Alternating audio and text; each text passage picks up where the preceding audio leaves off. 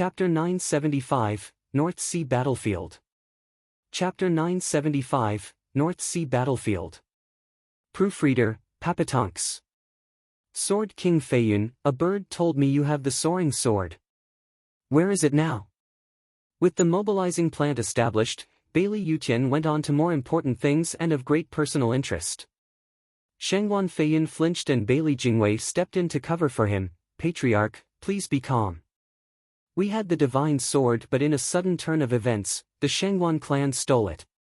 What? Bailey Yutian glared in fury. You mean to tell me that soaring sword is back in eastern lands? Humph, are my empire's lands so weak that they can't even get a grip on the things it has? Shengguan Feiyun bowed at once, soaked with sweat. Sword Patriarch, I am at fault for failing to protect the sword. Humph, you expect to protect my empire when you can't even get a grip on the divine weapon in your hands? Why are you even a Sword King? Or is it something else? Tell me, Sword King Feiyun, do you still feel some longing for the eastern lands and you simply gave it up? Shut up. Bailey Jingwei immediately snapped back at Bailey Yulei's insidious accusation. Patriarch, I was there as well. Sword King Feiyun gave his all, his loyalty is beyond reproach. It was the enemy that outsmarted him and me, managing to steal the sword. Bailey Yutian gave him a long look. A devious enemy? You're saying you lost in a battle of minds? Bailey Jingwei shuddered on the inside as he felt utter shame to admit his biggest defeat yet. It was a severe blow to the man's pride in his flawless intellect. Prime Minister Bailey's wisdom has no equal. It must be someone from the inside working with the enemy. And it's plain to see that this spy has a tie with eastern lands, he. With Bailey Jingwei hesitating so much, Bailey Yu took the moment to jeer at Shengguan Feiyun's plight and kick him while down. Bailey Jingwei gnashed his teeth and bowed as he came clean. Patriarch, it has nothing to do with Sword King Feiyun. It's all my fault for losing the divine sword from his ploy. I take full responsibility for my actions. Sword King Feiyun has only followed my advice the entire time. He never failed his duty. Jingwei, you're a cunning man who has his sights on the end goal. I believe you.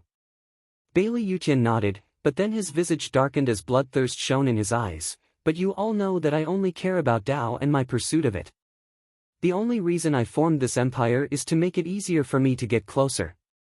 And where do I find it? In the divine swords. I've completed my inspection of the central area's sundering sword and it won't bring me any new insight. For this reason I am in need to find the other 4 lands' divine swords and understand their design, so that I may one day break the heavens and reach higher. I went as far as waging war with them, all for the swords. Central area wouldn't care about them as long as they sent them over. But they refused me and fought me. Now that I came out and heard that the Sword King Feiyun has brought with him the soaring sword to the central area, I couldn't be happier. But in only a few days you lost it as well? Are you trying to toy with my feelings? Bailey Jingwei and Shengguan Feiyun gave a frightened bow as they declared, never. I know you wouldn't, but maybe you didn't care enough. Glaring at them, Bailey Yutian's only interest on this wide green earth were those divine swords. The only reason the strongest man in the world did not immediately use violence to curb his rage on these disappointing men was because they were too important. Understanding his anger, Bailey Jingwei shook like a leaf. Dan Qingshan stepped in and bowed as he took their side. Sword Patriarch, Prime Minister has fallen to the enemy's cunning ploy and lost the divine sword, but he has been vanquished, no longer plaguing our empire. What does it matter? The sword's still taken. Bailey Yutian rumbled. Bailey Jingwei scrunched up his nerve to risk it, saying, Patriarch, I've been useless and the thief escaped. I did not succeed in bringing him to justice. What? Shengguan Feiyun's shock echoed around. Before even Bailey Yutian got to say anything, Prime Minister, didn't Brother Dan end the kid? Why are you saying he escaped? Bailey Jingwei spoke with great pain to his pride. I thought so as well. But the one who sold the demon spirit stones to the Serene Shores Trading was a man with a child on his back, matching his description. Furthermore, Murong Shui saw him as well and confirmed how he announced himself as Gu Yifan. That's not possible. Shengguan Feiyun gasped in disbelief. How can a dead guy reappear in the central area and in just 3 days cause a mess of the imperial capital by killing almost half of its officials? Is it some vengeful ghost? Bailey Jingwei sighed, if only it were that. I fear he pulled a great escape from right under my eyes and enacted an even crueler ploy. He's too shrewd, my first time encountering such a vile and calculating mind. Bailey Jingwei looked filled with regret. Bailey Yutian watched them talk and sighed, in other words, you don't even know if he's dead and that he disappeared from under you after having his fun with you? Yes, Patriarch. Bailey Jingwei sighed and lowered his head. Ever since he found out Zhuo Fan was still drawing breath, he felt crushed, his confidence gone. He felt humiliated how the enemy just waltzed around and did his thing to ruin the place under his governance. Bailey Yutian nodded and spoke, Jingwei, I have noticed your talent in deeper thinking, the best in your field, at the top of your game. First hearing about this matter, I thought it was due to gross negligence, only to see it for the truth. You did your best, but met your true adversary. This is good. I ask for Patriarch's punishment. No, your failure is the greatest punishment for you. You're not the wisest after all. Bailey Yutian grinned, a man who only knew success will be excited at meeting his match, only to feel crushed in the end having lost his confidence as being the best. It is the greatest blow to any man of great talent, that to his pride. There's no need to punish you, not when you're already punishing yourself. Bailey Jingwei shook and gnashed his teeth in shame. Bailey Yutian continued, you should thank the heavens for giving you an opponent. If you were like me, undefeated all your life and only looking at the heavens and dismissing anything around you, you'll come to understand the meaning of loneliness. Such excellence will always be accompanied by solitude. Maybe it's heaven's punishment for me, for I'm too strong. Show off. Everyone's faces twitched at Invincible Sword's overblown hubris. No matter how I hear it, it sounds like you're tooting your horn. We get it, you're at the top of the world compared to us in martial arts, but could you keep it down a little? You're seriously asking for it. Then again, no one will try and give it to you either. At the very least make a bit of effort and think of our feelings, please. The 9 Sword Kings were men of status and pride, though now cut to the quick by this guy's bragging. Sighing, they shook their heads, feeling like ants in front of such a monster. However, they would never let their hearts speak, ever. Bailey Jingwei bowed convinced, I shall take Patriarch's advice to heart and will strive to fight him next time and win. Also, I have one more thing to report that may brighten Patriarch's mood. What is it? Northern Land's best in sea bright sect, also the strongest in their land, Ouyang Lingtian, has been gravely wounded from fighting the North Sea's sea demon and the land is weakened. They have no leader now and it's the best moment to strike. Very few people there could make use of the heaven-sealing sword's power, with no one better at it than Ouyang Lingtian. This way we invade the North Sea's outback and take the divine sword. Bailey Yutian's eyes shone and shouted with joy, the sea demon of the North Sea is ruthless. I once fought him myself, since no man could best me, but it would have been so much worse if I had become weakened in the northern lands. What if someone took advantage and killed me? The greatest shame is dying at a nobody's hands. That's why I had yet to truly experience the sea demon's skills. It seems now that the demon is quite amazing. Going to northern lands might give me another chance to fight him, ha ha ha. Bailey Yutian laughed but Bailey Jingshi shook his hand, Patriarch is going into enemy territory by himself? That's too dangerous. What if they join forces? No matter, because they'll never get the chance, humph. Bailey Jingwei was practically basking in victory by now. This way, in our war with the Four Lands, the main battlefield will be on the northern lands. It also happens that Shengguan clan took the sword northbound. We'll snatch that one as well. Chapter 976, Devil Mountain Again. Chapter 976, Devil Mountain Again. Proofreader, Papatonks. Senior Uncle, did something happen lately? Why are so many experts of our sects going for Double Dragon Manor? Isn't it obvious? Only something huge could warrant such actions. For an urgent gathering to be held by calling every expert of the sect, it means something happened at the borders of our land. Western lands will no longer be peaceful now, awaiting to be plunged into a sea of blood. Will something happen to us? With us being the head of the superior three sects, Ultimate Clarity sect, we would be standing right in front of it. Humph, what does a disciple know? We may be somewhat known in the Western lands, but we're nothing beyond it, to the other lands. Once disaster strikes, the bigger the sect, the higher the body count. It's all up to the heavens above now. That cruel? On a clear sky, with the sun's twilight glow basking unimpeded on the tranquil land, and the murmur of creaks teasing one's hearing, a man and a youth were hovering in the air with a constant frown, investigating the disaster about to follow. The two sighed. A piercing shriek rang out, with the sky dimming, birds scrambling away, and a whirlwind causing havoc through the area as a humongous shadow with 3 heads and wings covered the sky. The sudden huge surge of power sent all the beasts shivering in their dens, prostrating before it like its eternal servants. The man and youth squinted and panicked, heart stuck in their throat. The youth felt so much dread he was about to wet himself, clutching tight to his only lifeline, the man, and crying for his life. Senior uncle, what was that thing? It has such horrible power. Ninth level spiritual beast, the 3-headed crow. The old man stammered in fear and the youth gulped down hard. Senior uncle, can you take on such a beast? The hell I can. The 9th level spiritual beast is a monarch among beasts.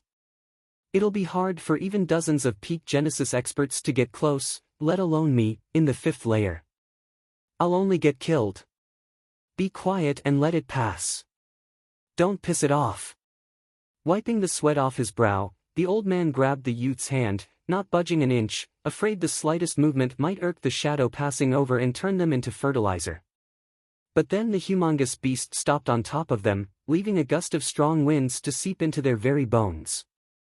Gulping loudly, the youth looked devastated and saw the old man shivering. Senior uncle, why did it stop? Did it find us? Will it eat us alive? Stop panicking. Maybe it's taking a rest. Yes, that's it. The old man's face twitched. A 9th level spiritual beast is a king and never needs to hunt, having the spiritual beasts under it feeding it. Something's off about this 9th level spiritual beast, coming out in broad daylight. Did something happen that caught its attention? Anyway, we should be fine as long as we don't disturb it. Senior uncle, is this why the Double Dragon Manor has called for a landwide meeting? I hope not, or not even 100 peak Genesis experts will be enough to be considered this thing's appetizer. The old man's face shook at the youth's wild guess. Beast and man are quite harmonious. Just why do we have to go out killing each other? Love, that's what the world is missing. I second that. I hope the big bird will also have senior uncle's capacity for love. The youth bobbed his head in fear. Beneath the humongous shadow, one man and one youth stood frozen from fear, only staring at the thing above with ardent wishes that it would just go away. Though time showed it had no such plans to cater to their whims, with a cold voice coming from up above, "Are you two from Ultimate Clarity sect? It can talk." The youth gasped, "Senior uncle, can a spiritual beast at the 9th level gain human speech?" The old man was quite perplexed. Such high-level beasts are a rarity. It's unclear if they do speak, but then again, I never heard any rumors about spiritual beasts that could. Hey you, it's not the spiritual beast talking but me. The voice sounded again, this time clearly from somewhere on its back. A tiny dip popped from the middle head of the bird, looking faintly human in shape. Could you please tell me if you're from Ultimate Clarity sect or not? The two were floored, their mouths twitching, and too shocked to reply. There's someone riding a 9th level spiritual beast? What kind of ungodly expert could restrain such a mighty beast? It alone can take on dozens of Genesis experts, a literal king of beasts. The two were out of it for ages, making the guy up top have a wry smile at their shock. If you keep silent any longer, I'll take you for corpses, and have my spiritual beast eat you. No, no, no, please don't do that, sir. We are from Ultimate Clarity sect indeed. How may we help you, sir? The two waved frantically at him to stop, scared out of their minds, while sweating buckets. The man continued, "Could you tell me if this is ultimate clarity sect's domain, or do I still have ways to go?" Why are you going there?" The old man craned his head up with a shuddering heart. "Has my sect done something to you, sir?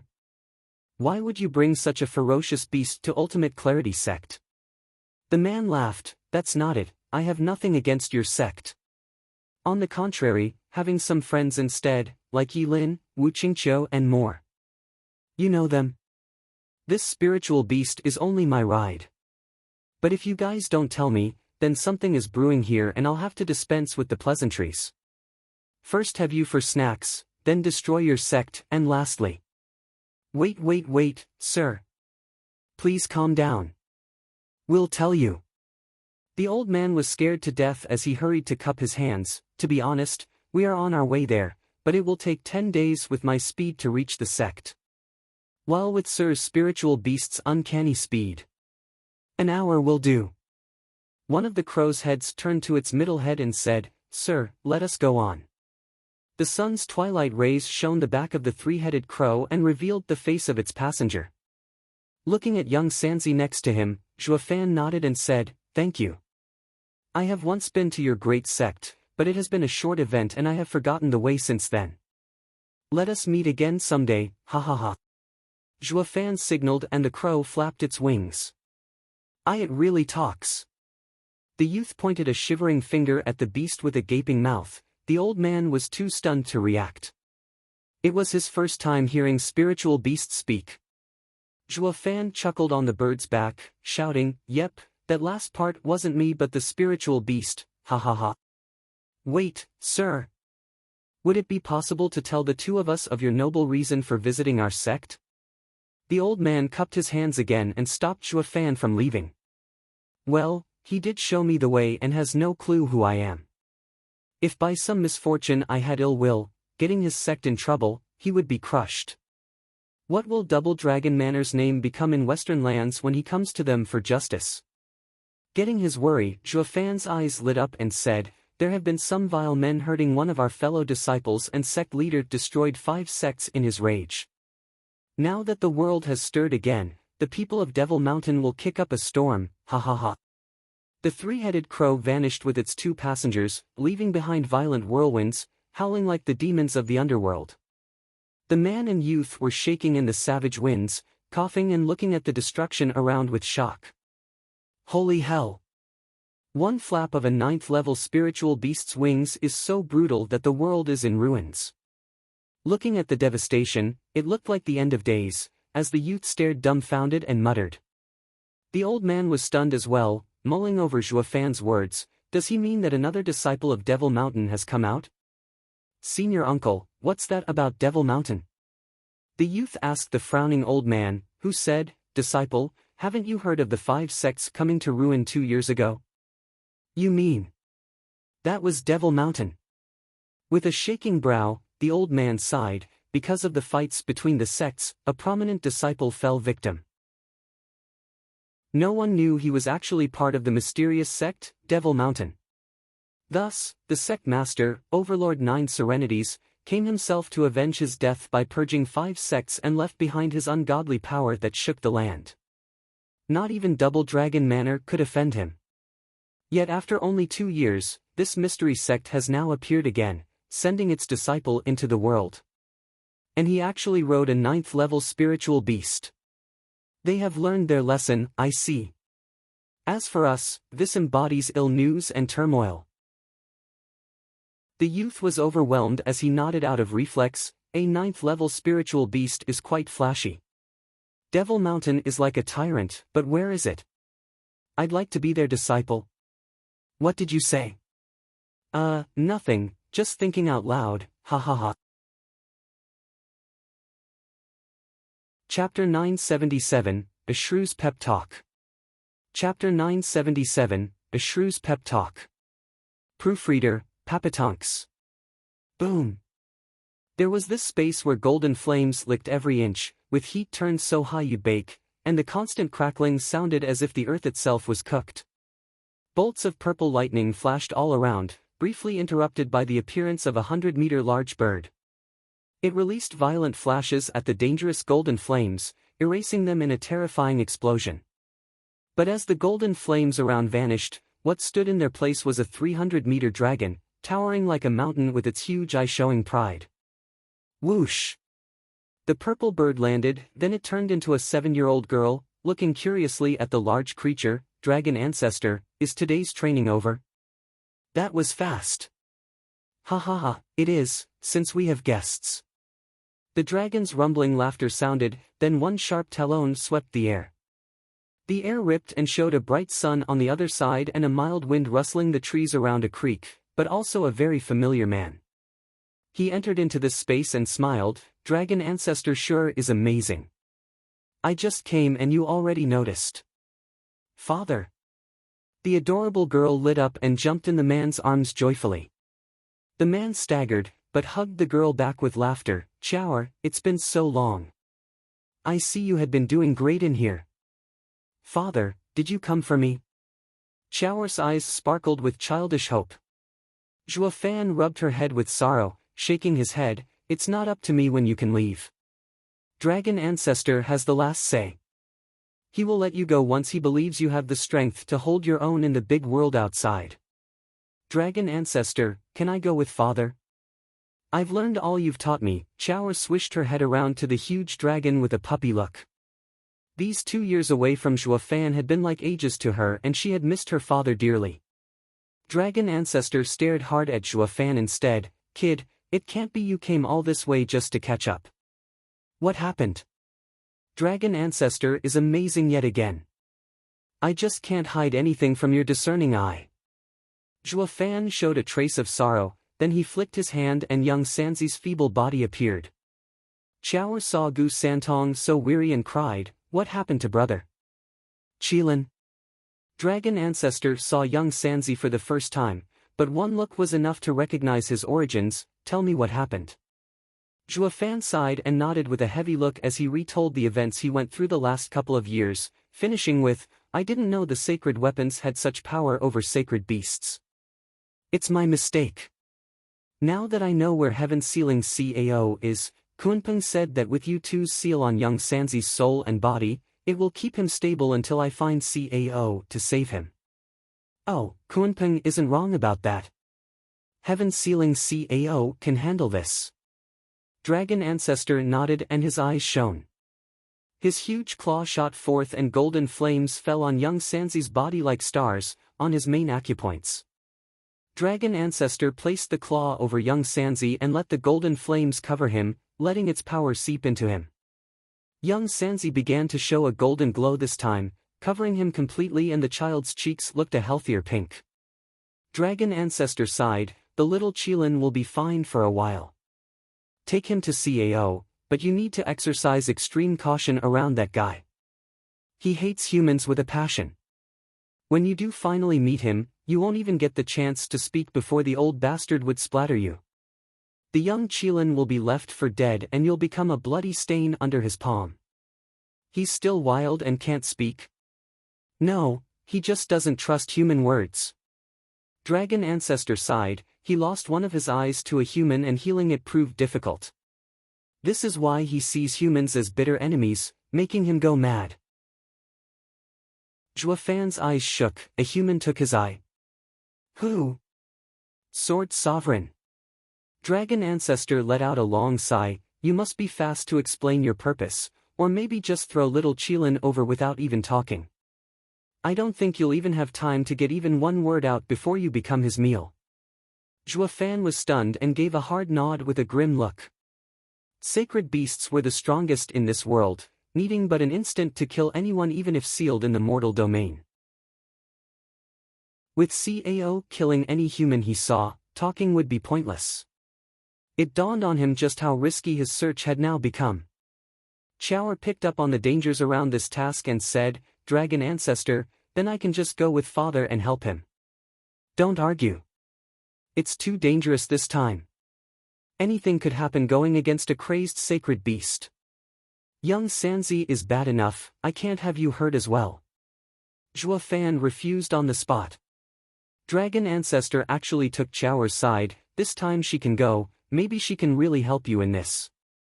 She is a fledgling sacred beast and that old CAO might give you some time on account of her, enough to state your purpose. And Chower is strong enough to help you out as well, while also turning this trip into a learning experience for her. Chower skipped with glee and Zhuofan gave a weak nod after a long pause. He knew Dragon Ancestor had put a lot of work in Chower and was not just about to give her up. What was the point of the last 2 years of training anyway? Dragon Ancestor must be convinced she could go out. And if he thought so, then Zhuofan had no reason to doubt the old dragon's judgment. Zhuofan reached out his hand, his tone as earnest as he knew how. Senior Dragon Ancestor, this is a serious matter. Could you spare some assistance for this noble cause? What's with you? Could you possibly give me, say, 10 more dragon breath pills? Blinking his big purty eyes, Zhuofan begged without qualms, facing that lunatic, I'll need further assistance. Facing a sacred beast without Dragon Ancestor's much-needed support will wring my little life dry from these feeble bones. I ask Dragon Ancestor to think of the end goal and give me all the help you can. If not 10, 5 will do just as fine. Dragon Ancestor's big eye twitched, giving a wry smile. Kid, funny you should mention the end goal, when you used one of my dragon breath pill on that nobody sect in the mortal domain. Did you forget how each of them is an all-out attack from me?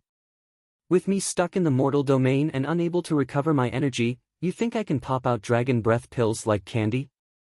Those 3 were the limit of my reserves. Yet you, rotten good for nothing actually. Oh fine, I get it. Zhuofan gave a dismissive wave and grinned, I know you're stuck here, but think of young Sanzi's future. Is Senior that cold to the child's fate? And even if you are, you should at least value him for being on the Sacred Beast team in the final battle. He's clearly a valuable asset. Are you just going to let him pass on? Humph, Kunpeng is so treacherous, aware of the danger CAO posed but never mentioned it. Yet even so, he still had a 9th level spiritual beast come with me to help on this journey. While you go on and on about how he sold you guys out, but won't that make you worse than him since you aren't giving one measly help? Zhuofan gave him a scornful look, making the Dragon Ancestor snap at him in annoyance. You say I'm worse than him? Humph, so he got the All-Beast mountain range yet only sent some 9th level spiritual beast? In here, I'm the only one left or I would have had an army go with you. Bragging much? Actions speak louder than words. Zhuofan taunted. Groaning inside, Dragon Ancestor gnashed his fangs and spewed out 10 golden balls the size of a hand. He then started wheezing, Kid, don't ever say I didn't help you. These small dragon breath pills are all that's left and you'll have to make do. They can't handle the old monster, but you can still use them to clear your path. This is all I can do to help, Humph. Chapter 978, Full Support. Chapter 978, Full Support. Proofreader, Papatonks. Thank you so much, Dragon Ancestor. I've gone overboard just now.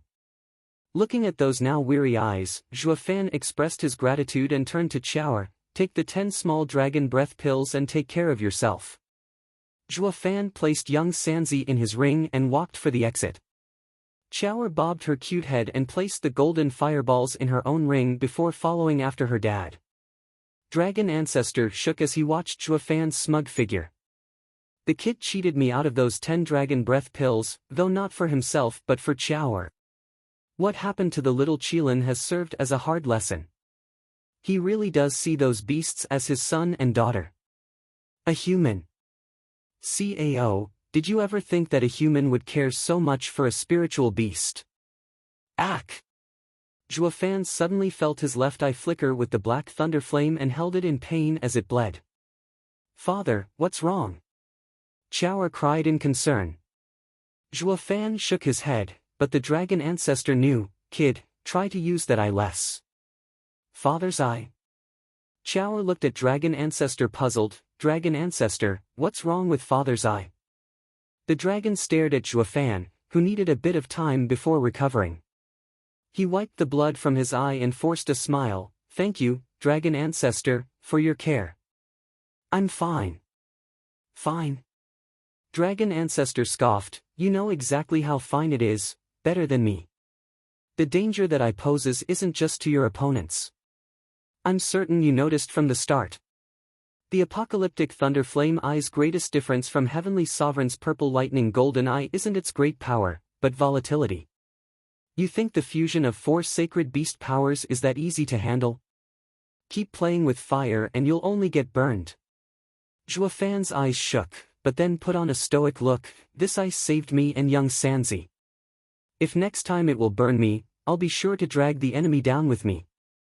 Grinning, Zhuofan pulled Shower's hand and left the space, to the world outside. Dragon Ancestor remained behind with a speechless look. The demonic cultivator brat actually knows the value of sacrifice. He looks more and more like 9 serenities. Is it the cultivation method or the inheritance, or maybe? Zhuofan rushed towards the North Sea with his daughter, while the other 3 lands got Northern lands call for help. The Central Area's empire was on the move. At Double Dragon Manor, the 9 sects of Western lands had gathered at Heaven-reaching Pavilion, all sporting heavy looks. This time's meeting was a complete shuffle from the one 2 years ago. With 5 sects laid to waste, new powers came out of the woodwork to fill the gap. Despite being weaker, they had the support of Double Dragon Manor to speed up their growth. One in particular among these new up-and-comers was quite eye-catching with its constant expansion of power, the Luo alliance hailing from the Tianyu Empire. The head of power in this faction was the top clan in Tianyu, Luo clan. No one had any inkling how on earth this no-name clan even got to experience such unprecedented growth, not even Double Dragon Manor could explain it. In just 2 short years, it went from the previous top lower 3 sect power to being a middle 3 sect in strength. It simply dwarfed those other new factions that didn't even have a third of a lower 3 sect strength. It was the brightest star in the whole of Western lands. And that was just the start. What made the Luo alliance so incredible and worthy of everyone's respect was its sudden rise being completely different from the Sword Star Empire's imperial family's reign. What was similar was how they were not like sects, only focused on cultivation and ignoring the people around. The Luo Alliance and the Sword Star Empire were similar in how they were made up of people from all walks of life, from farmers to officials. At its core was a military clan, leading troops to gain new lands. The alliance had all grounds covered with the help of its generals and strategists, covering up both the power and the governing aspects, much like a small empire. An empire that was growing by the day. It actually got so good when it came to military matters that the Western lands' military aspects had the Luo alliance in charge of them. Some even believed that if not for the Sword Star Empire having the entire central area in its grasp and threatening the other 4 lands, the Luo alliance's mild and nurturing environment would lead it to become just another behemoth. Alas, ifs had no place in this world. The Sword Star Empire was the strongest, bar none, drawing the fledgling Luo alliance into becoming a member of the ever-growing resistance against their onslaught, and making its future uncertain. As with all things, only the first would go down in history, while the second would be forever swallowed by the forgotten ages. In many instances, there was only one victor, with the second plagued with mediocrity.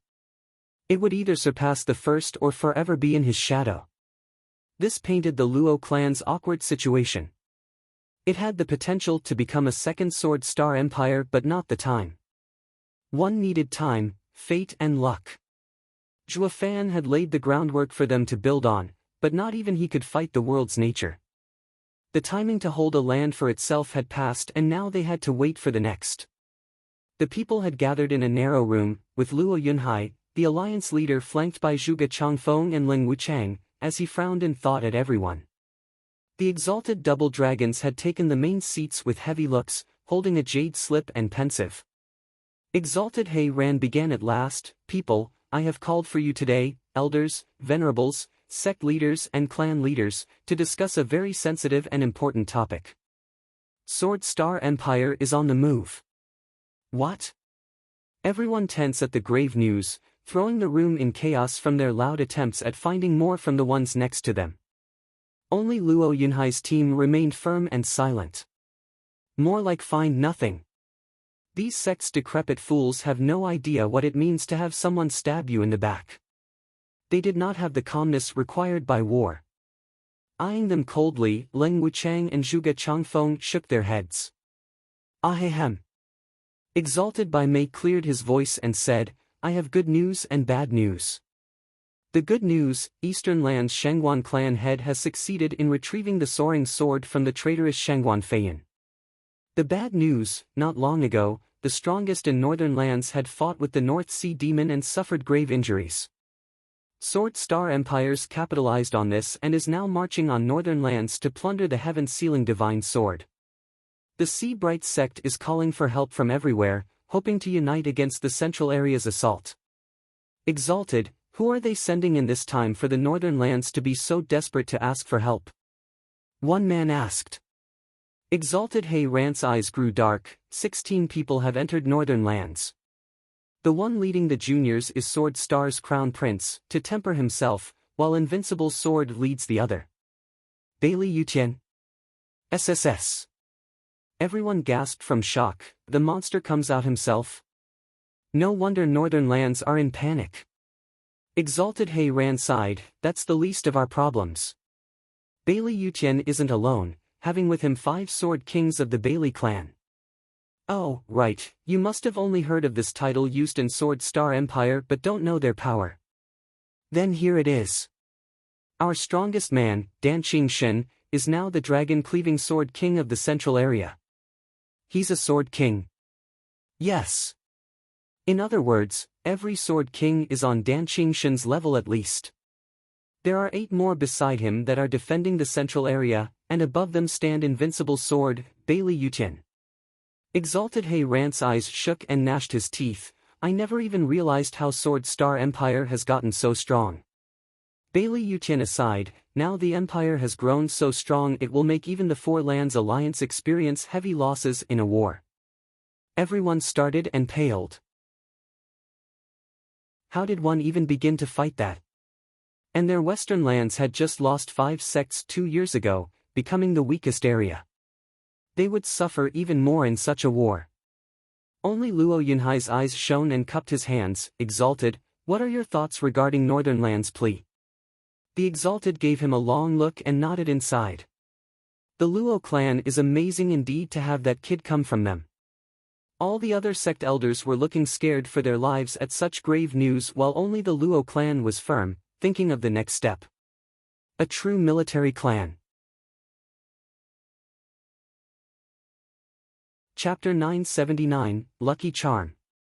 Chapter 979, Lucky Charm. Proofreader, Papatunks.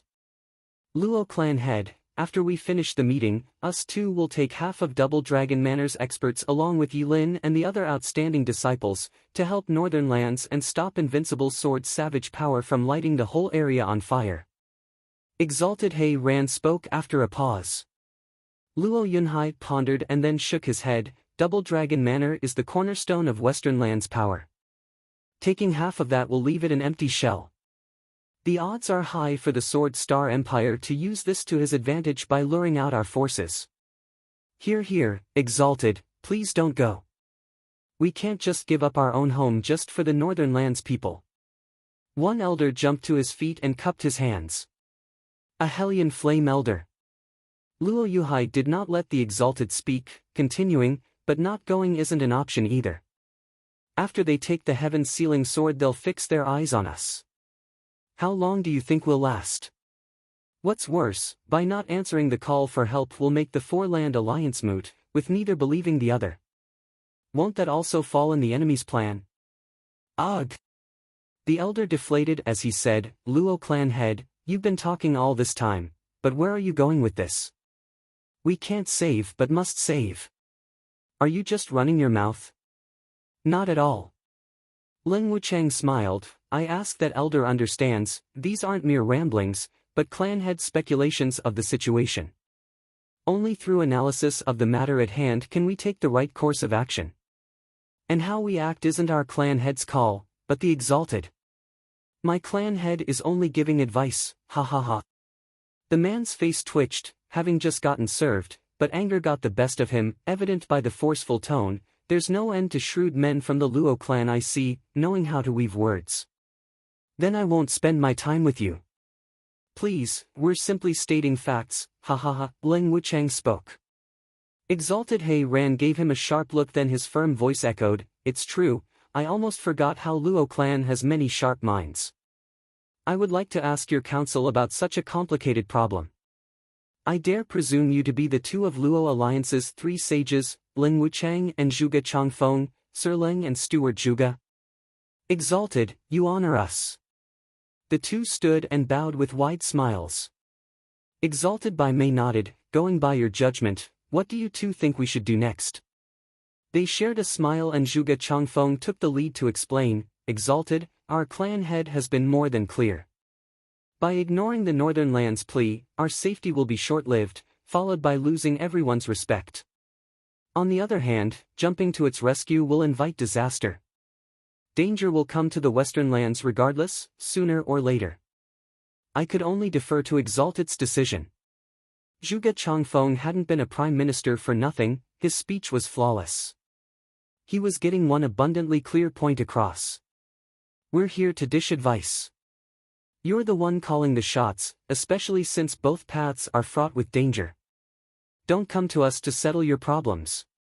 We've already given you an early reminder, but you wouldn't listen. Steward Zhuge, your reputation precedes you, ha ha ha. Exalted read between the lines and chuckled. He's still hanging it over us. Sigh, just why are we making the call?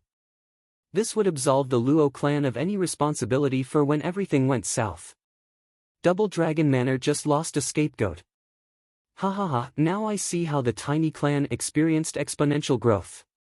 Not even the gatekeeper is average. Sighing, the two faced the problem once more, now with a little more clarity. By assisting Northern Lands, their own home would be left empty, ripe for the taking. But that was just a short-term loss, while the alliance would stay strong. While ignoring Northern Lands' plea was the knee-jerk reaction, giving them a short respite of safety while losing the trust of the other lands, making the next time they fought the central area that much harder. Exalted's eyes shone, having come to a decision, we go to Northern Lands' rescue. I shall leave our home's safety in everyone's hands, especially the Luo Alliance and their skilled military conduct. You are to be vigilant against the central area and take full responsibility and authority. Exalted, we will. Luo Yunhai cupped his hands. Double Dragon Manor had made its decision, or to be more particular about it, it had been made since the start. They only called this meeting to get them all along with it, lest someone got any bright ideas and screwed everything up. The two had yet to leave as an aged hand was raised. Exalted sirs, I wish to report something. What?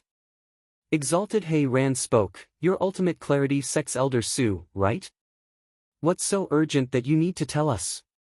The elder stood up, revealing him to be the same man that had met with Shuafan on his trip to Ultimate Clarity Sect.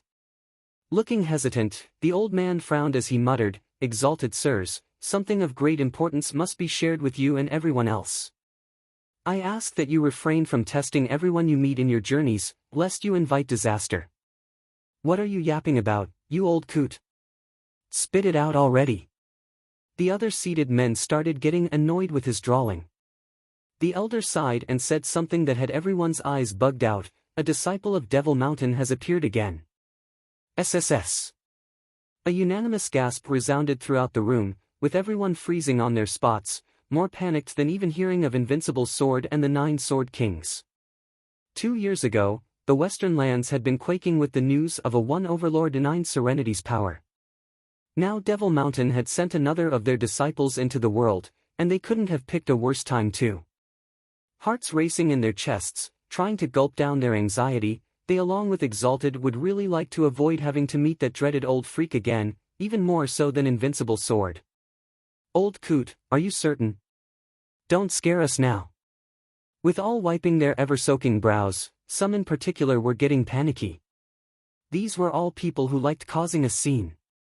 They were mavericks through and through, but circumstances called for them to bend a knee and be nice for a change, lest they would like to feel the wrath and destruction that got 5 sects wiped off the face of this world on their very skin. They had no concept of turning the other cheek, not when they enjoyed striking first. The only ones that had their blood run cold weren't stronger and nice folks, but those worse than them. It was safe to say Devil Mountain was such an abomination, a pit of demons that would destroy them, and then some, at the mere sight of any of their disciples. Last time Zhuofan's display had the sect stirring at Double Dragon Gathering, making the Overlord 9 Serenities come out to wreck 5 sections. Now that another disciple showed up, what were they supposed to do? While utterly confused, fear dominated among these men. Exalted He Ran snapped at the elder, "Speak clearly and in detail, man." Gulping hard, the man nodded and presented his full report. Everyone was rendered speechless once he finished. Oh hell, the guy's even riding a 9th level. Yep, he's from Devil Mountain alright. Only that weird place has such freaks. It's also clear Overlord 9 Serenities learned his lesson last time and sent a freaky spiritual beast to safeguard his disciples. Western lands sects had better tuck their tails, or else. Exalted He Ran cleared his voice and mumbled, "By May and I will be leaving in a few days. The rest of you need to behave while we're gone." Screw you. You're leaving awfully fast now that you know Devil Mountain is out again. You just can't wait to save Northern lands from Invincible Sword. At least you can fight him, while Overlord 9 Serenities is impossible to even touch. Those scheming old coots. The Exalted got only dirty looks from the rest. Also, we're taking Qingqing as well. As a core disciple, it's good for her to learn about the world, ha ha ha, Exalted by May shouted with a dry laugh. To hell with you. You old geezers are taking even the lucky charm with you, but what about us? Everyone's faces twitched, with the whole of Western lands knowing that Devil Mountain was only ever nice with the widow Chu Qingqing. With her along, on the off chance they stepped on Devil Mountain's toes, they were safe behind her. Under her shield of love, these two old coots would be mighty relaxed, earning everyone else's ire, of course. At a crater of a volcano in the southern lands, a girl was holding a jade slip while looking around. She handed the slip to a man with soaked eyebrows and said, "Brother, Northern Lands is calling for help. Bring me the decimating sword." You're not even asking for details. Our 4 lands alliance is a promise set in stone. There's no need to doubt it. The large man spoke calmly as he left. Morong Shui watched his back with a smile and turned her bright eyes northbound. You just came back and now you're leaving. A scarlet sword whirled through a heavy snowstorm, with 3 old men surrounding it and making hand signs. Shengguan Feixiong rushed over nervously, "It's still sealed. I don't know what that boy did to it, but not even us 3 together can't unseal its sword spirit. Blast it, I knew he gave up the sword too easily. He screwed us over." Shengguan Feixiong raged, "Damn you, Gu Yifan. What damn use do I have for this useless thing after you sealed its spirit? How am I supposed to fight Invincible Sword now? Once I get my hands on you I'll tear you to pieces." Shengguan Feixiong gnashed his teeth with Shengguan Qingyan sighing nearby, her eyes filled with longing. She had no idea Zhuofan was on a mad dash to the cold north as well. Chapter 980, Northern Lands. Chapter 980, Northern Lands. Proofreader, Papatonks. Northern Lands, the northest area among the 5, had 80% of it composed of a huge sea, battered by ice and snow all year round, a world of bitter cold. This harsh environment led to few sects or cultivating clans due to the sparse resources, including spirit mines.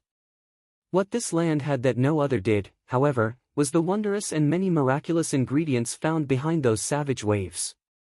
This made it all the worthwhile for humans to consider this harsh region their home, filled with the prospects of unearthing the sea's next great miracle.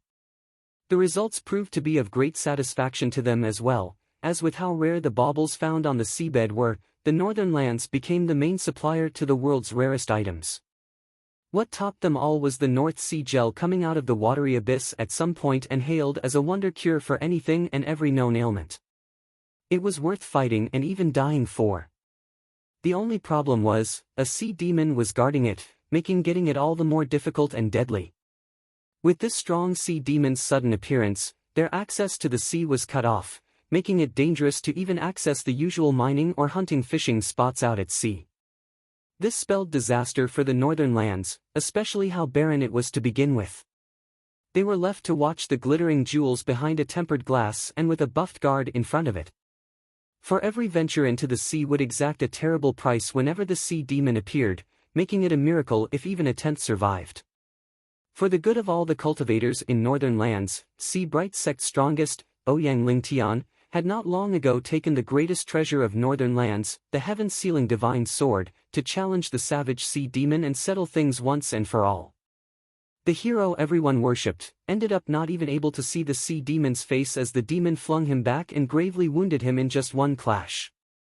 The people were already rejoicing about their returned access to wealth, but then left dumbstruck at the outcome. The sea demon was beyond anyone's comprehension, even dispensing with the strongest of the northern lands like one does a child.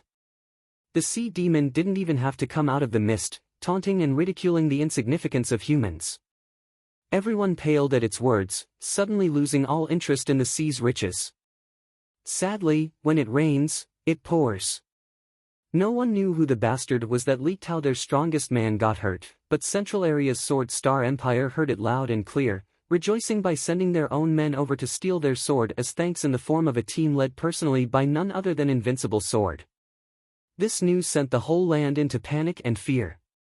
They didn't even have the chance to prepare, as 3 months ago, Invincible Sword's team mowed down any resistance and marched deep into the northern land's hinterlands. The people were now desperate as the strongest and most ruthless man in the world had barged into the heart of their home, his cold blade hanging dangerously close to their heads. The entire northern lands was in a state of constant anxiety for another 3 months from the real danger Invincible Sword's team posed. Yet the strongest man did nothing outrageous and seemed to have vanished. The unknown was far scarier now. Since they did not know where he could be hiding, in their own home no less, ready to pounce on them when they least expected. It fell upon the cold and bitter land as another layer of ice to add to the people's misery, making them shiver without stop. This, however, proved to be of no concern to a certain someone, not one bit. Who? Zhuo Fan's breath steamed as he smiled. Chower, we're finally in northern lands. Now we just have to get to the North Sea shore. I wonder how far it is.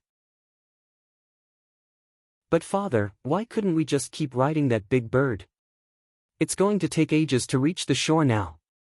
He was holding the hand of a 7-year-old adorable girl, though she was frowning at him. Zhuo Fan sighed. Chower, you don't know human nature. Northern lands are now wound tighter than a violin, scared of their own shadow. Fear can lead to insanity, and riding the 3-headed crow would be too eye-catching, painting a target on our backs. We have no chance fighting an angry mob on our tail and would only delay our journey.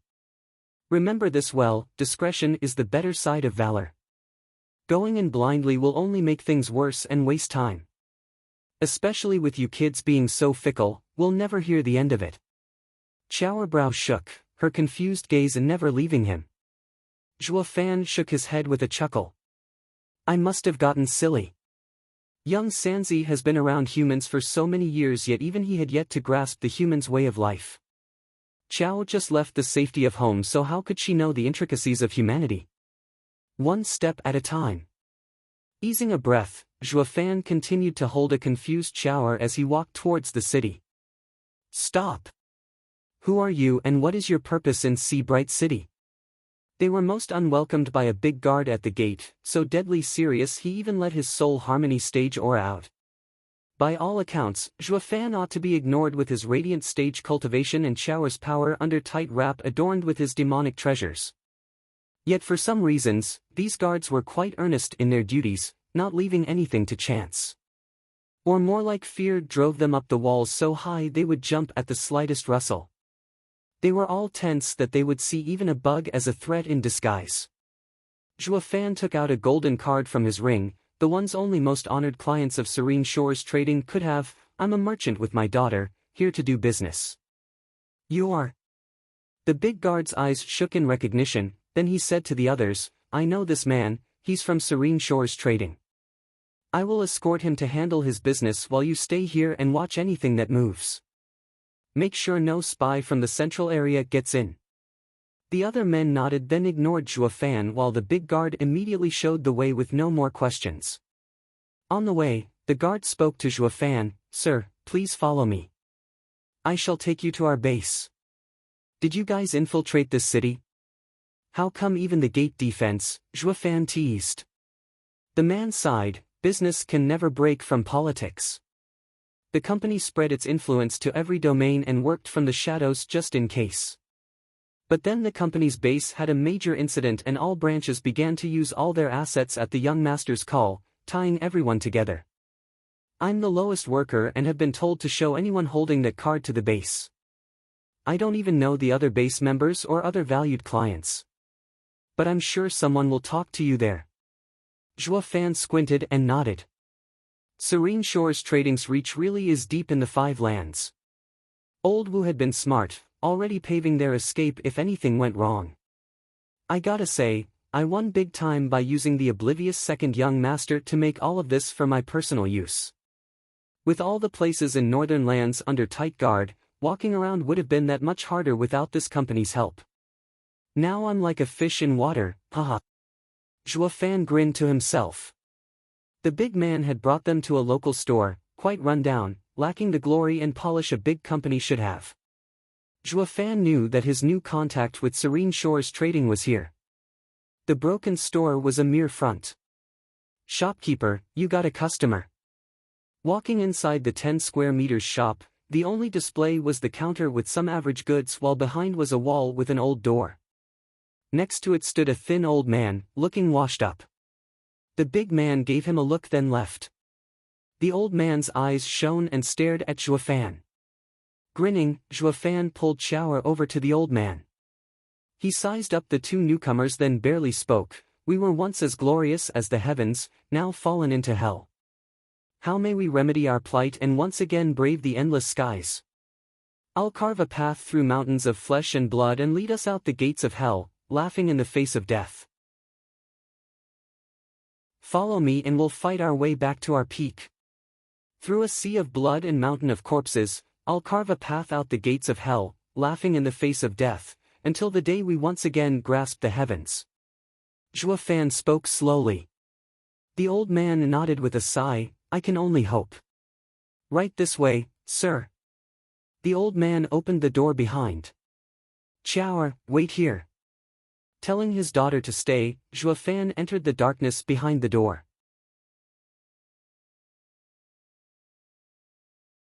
Chapter 981, Change of Character. Chapter 981, Change of Character. Proofreader, Papatonks.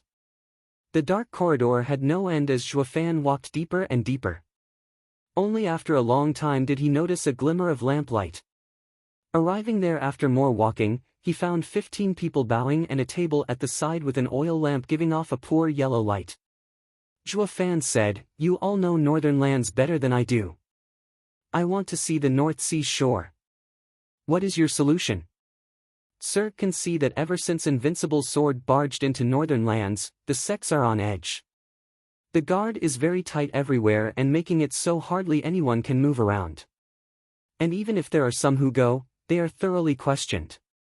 Any disturbance that might occur would spell disaster." One youth bowed to Zhuo Fan and reported, "To avoid such troubles, one must be part of a few special groups. One is made up of disciples, elders and venerables of Northern Lands' 5 great sects, who can come and go at will as long as their aura matches the signature on their token. Another is made of 3 great merchants in these lands that focus on war preparations.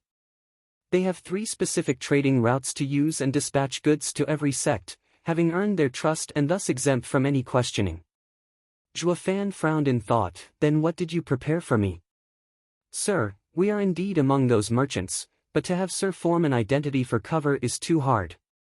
It's much easier to fiddle with the commercial line sending reports." The man grinned and showed a token. "None know that one of the 3 great merchants of Northern Lands, the Qian clan, is in fact a Serene Shore's trading pawn manipulated from the shadows. It's to prevent the 2 lands from engaging in war, while also removing the populace's hostility and facilitating trade to a greater extent.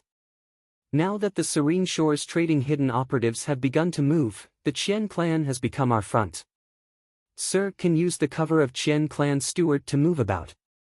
This here is the token of the Qian clan. Sir needs just place a trace of soul inside. Zhuo Fan looked at it then said, Serene Shore's trading's roots run deep I see. You sure came prepared. Ha ha ha, sir, peace is there to prepare for war. And to have our big clients attended to, we need to have assurances. The old chairman had seen these times coming and had arranged for countermeasures. Because Bailey Jingwei had acted with such speed, it allowed our company to deal with it.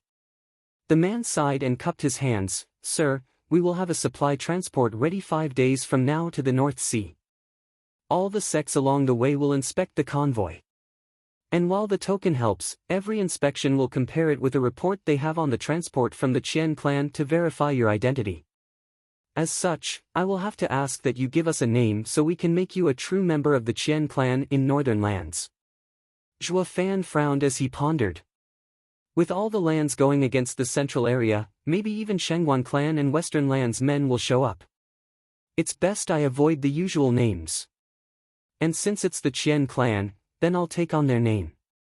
Qian Fan, no, Fan. Smiley face first Fan is from his name, while the second means annoying, vexing.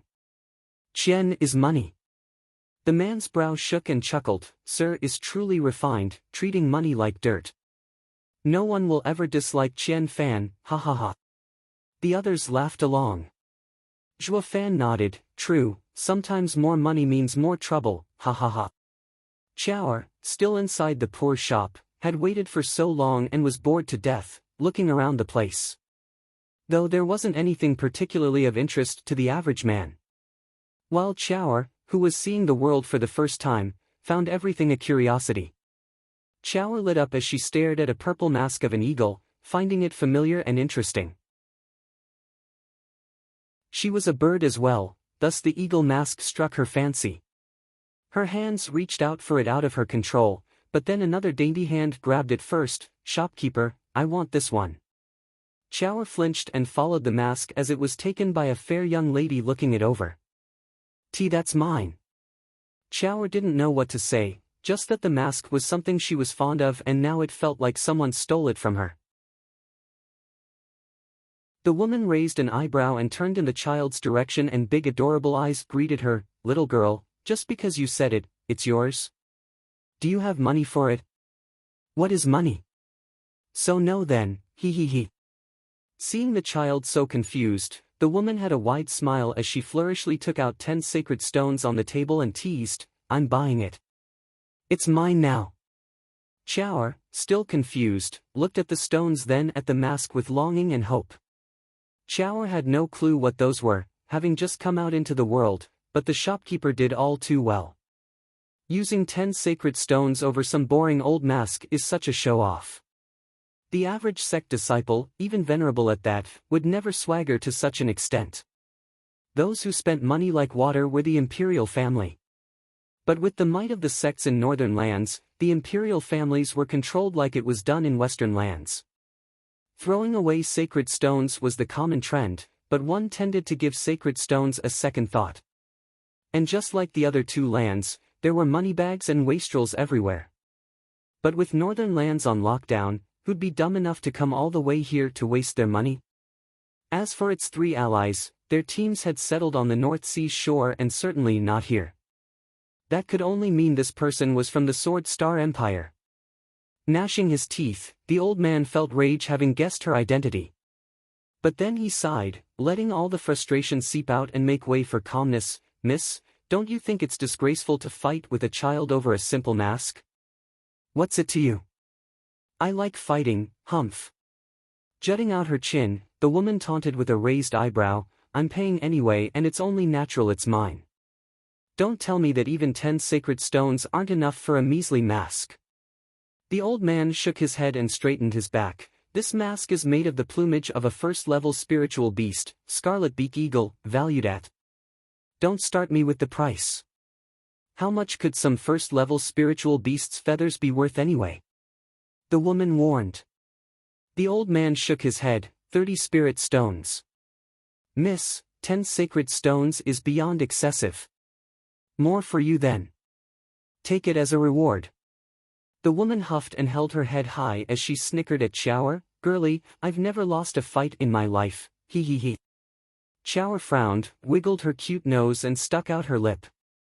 It only worked to drive the woman's joy higher, pinching those whittle cheeks. Little baby, once I'm done with it, I'll give it to you, if we ever meet again. If not, oh, why not come with me? Miss, are you now a slaver? The old man mocked, you're just too pig-headed. Not everything in the world can be done with stubbornness alone just because you want them only to throw them away later when bored. A truly cherished item will never be thrown away. And I don't feel like selling my items to someone who can't even value them. Take back your sacred stones and leave the mask. I'm giving it to the child. The old man put on a cold face as he pushed away the sacred stones. Chower perked up, taking the mask. This is mine. He gave it to me. The woman was faster in getting to the mask first, as her hand darted ahead of Chower's small hand. She then turned a dark look to the old man with eyes shining with murder. Money for goods, that's how it's always been. Never has there been anyone who could take stuff from me. Old fool, do you have a death wish? Always you say, humph. More like throwing money for something that caught your eye only to throw it away when you find it boring. The old man met her glare and jeered, I believe if it had a soul it would never choose to go with you, miss. It would rather have nothing to do with the likes of you. The woman's piercing glare never left the old man. There's something else you're hinting at. Just who are you?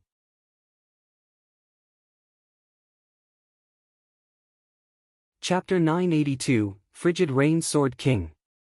Chapter 982, Frigid Rain Sword King. Proofreader, Papatonks. A seller who had his heart broken when master threw him away. The old man lamented then derided, Miss, besides buying goods, there's still the matter of will to lead to a smooth trade. I, however, am unwilling to sell it to you no matter how much money you give me. So just leave it and go. The woman's face fell while Chower was getting anxious. Let me have it. He gave it to me and won't sell it to you. Yeah, he won't sell it. What a shame. What I want, I buy, even if he doesn't want to. With cold bloodthirst shining in her eyes and a sinister smile, she released her power to pin the old man on the wall. The woman's hand oozed sword energy, her tone deadly. Old fool, I'm no dealer and certainly not here to bargain. I don't care who you are, but you're going to pay for defying me, humph. The woman flicked her hand and a sword flew out. The old man couldn't even blink in the face of such mighty power, stuck there on the wall. He knew this was going to happen from the start, choosing now to welcome the death he knew would come. He had been ever loyal to Serene Shores Trading. To voice the wrong on the chairman, he dared to spit in the other's face, and now he was bold enough to give up his life for the bond between master and servant. He had let go of everything and was ready to pass on. Stop! A shout came from the dark corridor, followed by a calm voice, Miss, you can kill all you want, but try to do it outside Sea Bright City, lest you'd want to have all eyes on all of us. The woman smirked, looking at the dark corridor's entrance with mockery. You think I care? Miss doesn't care about all but one man's opinion. Juafan walked out of the shadows, his tone flat. The man doesn't want Miss to make trouble or it will earn his ire. And over what? A shabby mask. Ha ha ha. The woman's brow shook and winced. Her heart sank and mulled things over before withdrawing her aura. The old man slumped from the wall and gasped for his life.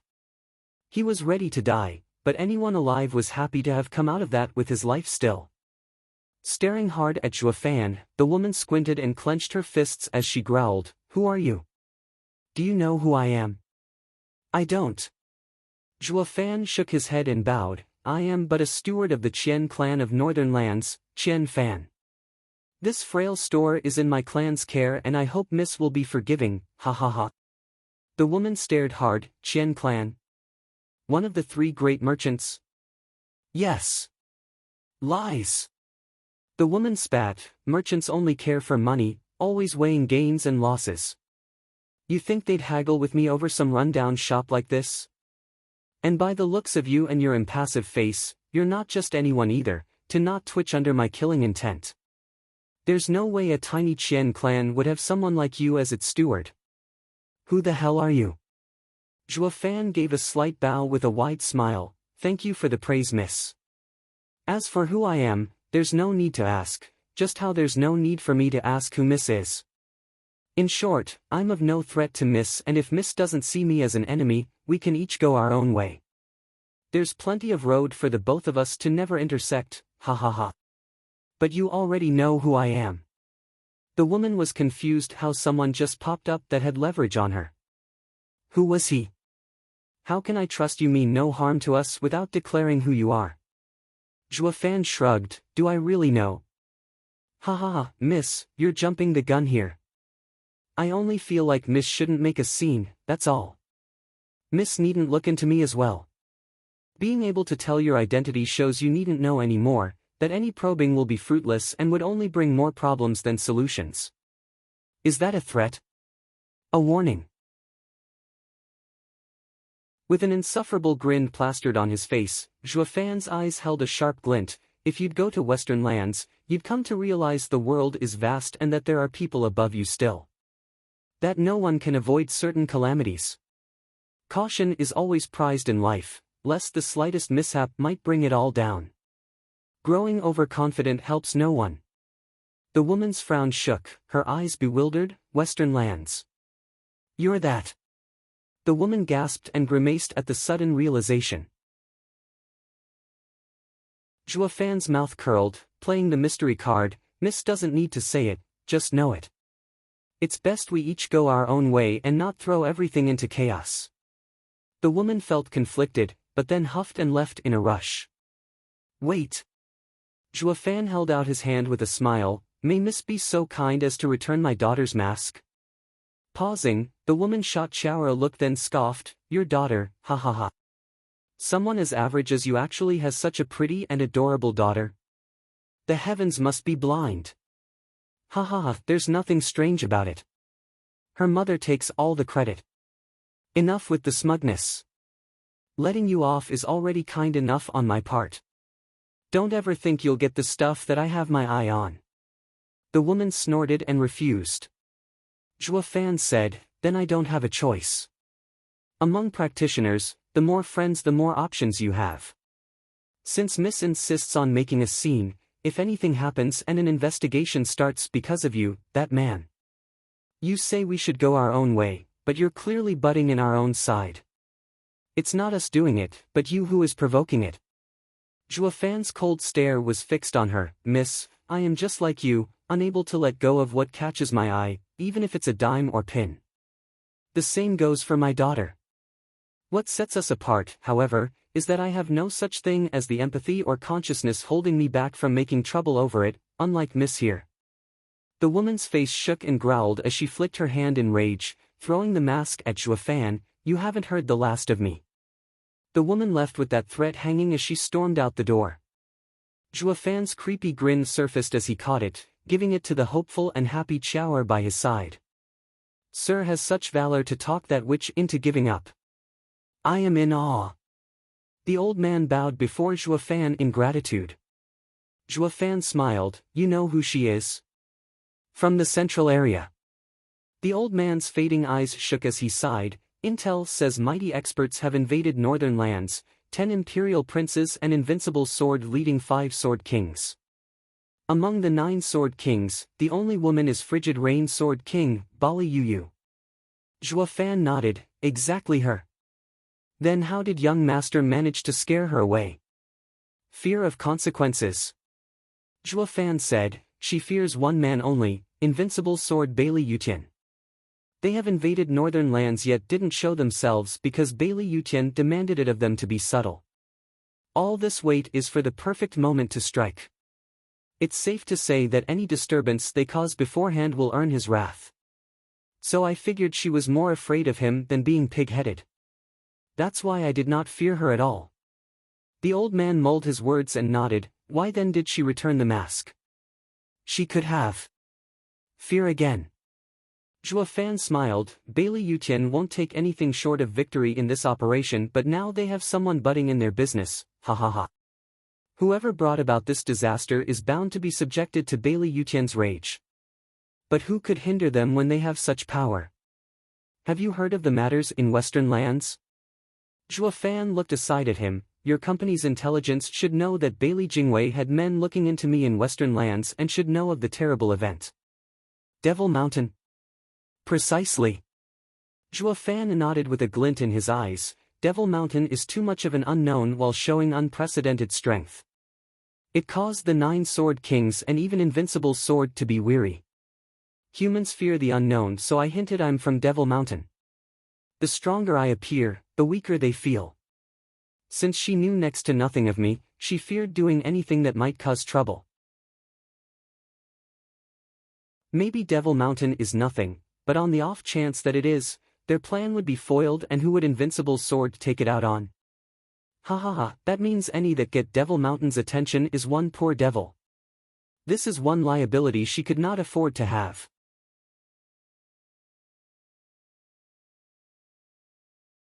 Chapter 983, I Wish to Meet. Chapter 983, I Wish to Meet. Proofreader, Papatonks. The old man twirled his beard and took his time running his words through his mind before saying to Zhua Fan, Sir is truly outstanding, such insight into the enemy after one look. I had no idea what second young master saw in Sir to trust you so, but now I do. Second young master's vision is without equal. Ha ha ha, there's no need for that. You make it sound like he got me on board. Zhua Fan emphasized on his leading position in all of this. The old man paused, then nodded. Yes, we are your loyal servants, sir. But I do have one doubt. Does Sir come from that Devil Mountain?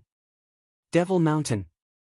Zhua Fan's eyes shook as if from fear, but then he showed a smile as he turned to the hopeful old man. Do you believe there's such a thing in the world? Startled, the old man hesitated before shaking his head. It is because I do not know with how wide the world is that I ask Sir to clarify. Truth may become a lie as lies can turn to truth. The absence of something does not disprove or prove its existence. Zhua Fan's eyes shone and laughed to himself. It doesn't matter if such a thing exists, only that the people believe in it. In case it doesn't exist now, nothing stops it from coming into being later, right? Ha ha ha. The old man's face twitched and his eyes widened all of a sudden, looking at Zhua Fan with even more respect. He gave a deep blow filled with awe. Sir is godlike, setting up such a huge stage, pulling officials, emperors and beggars alike. But if the name proves to be false, isn't your company's model not to look into people? Let it become real with time. Zhua Fan grinned. The old man understood and looked grateful. Their comeback had just received godly help, no, this mystery man's help. Zhua Fan had given Serene Shores Trading a second chance, only coming by now and then to show them the way, to fight for public opinion.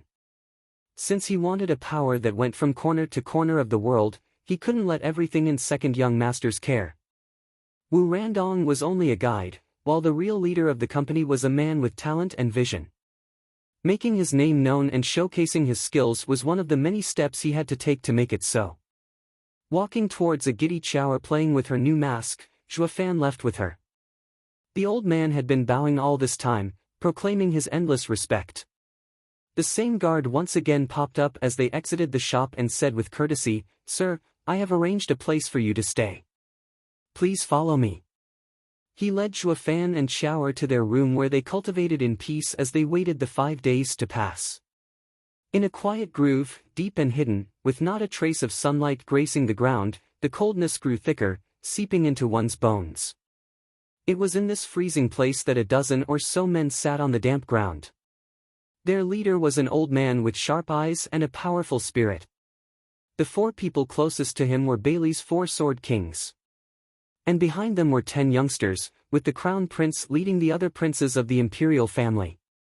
They had come along with their patriarch and sword kings to learn on this journey and grow, to continue the legacy of the strongest clan. Whoosh! A beautiful woman suddenly appeared in their sight. then started flicking her hand in anger and kicking her feet before plopping next to the four sword kings with a deep breath to begin mediation. How can you cultivate with such a restless mind?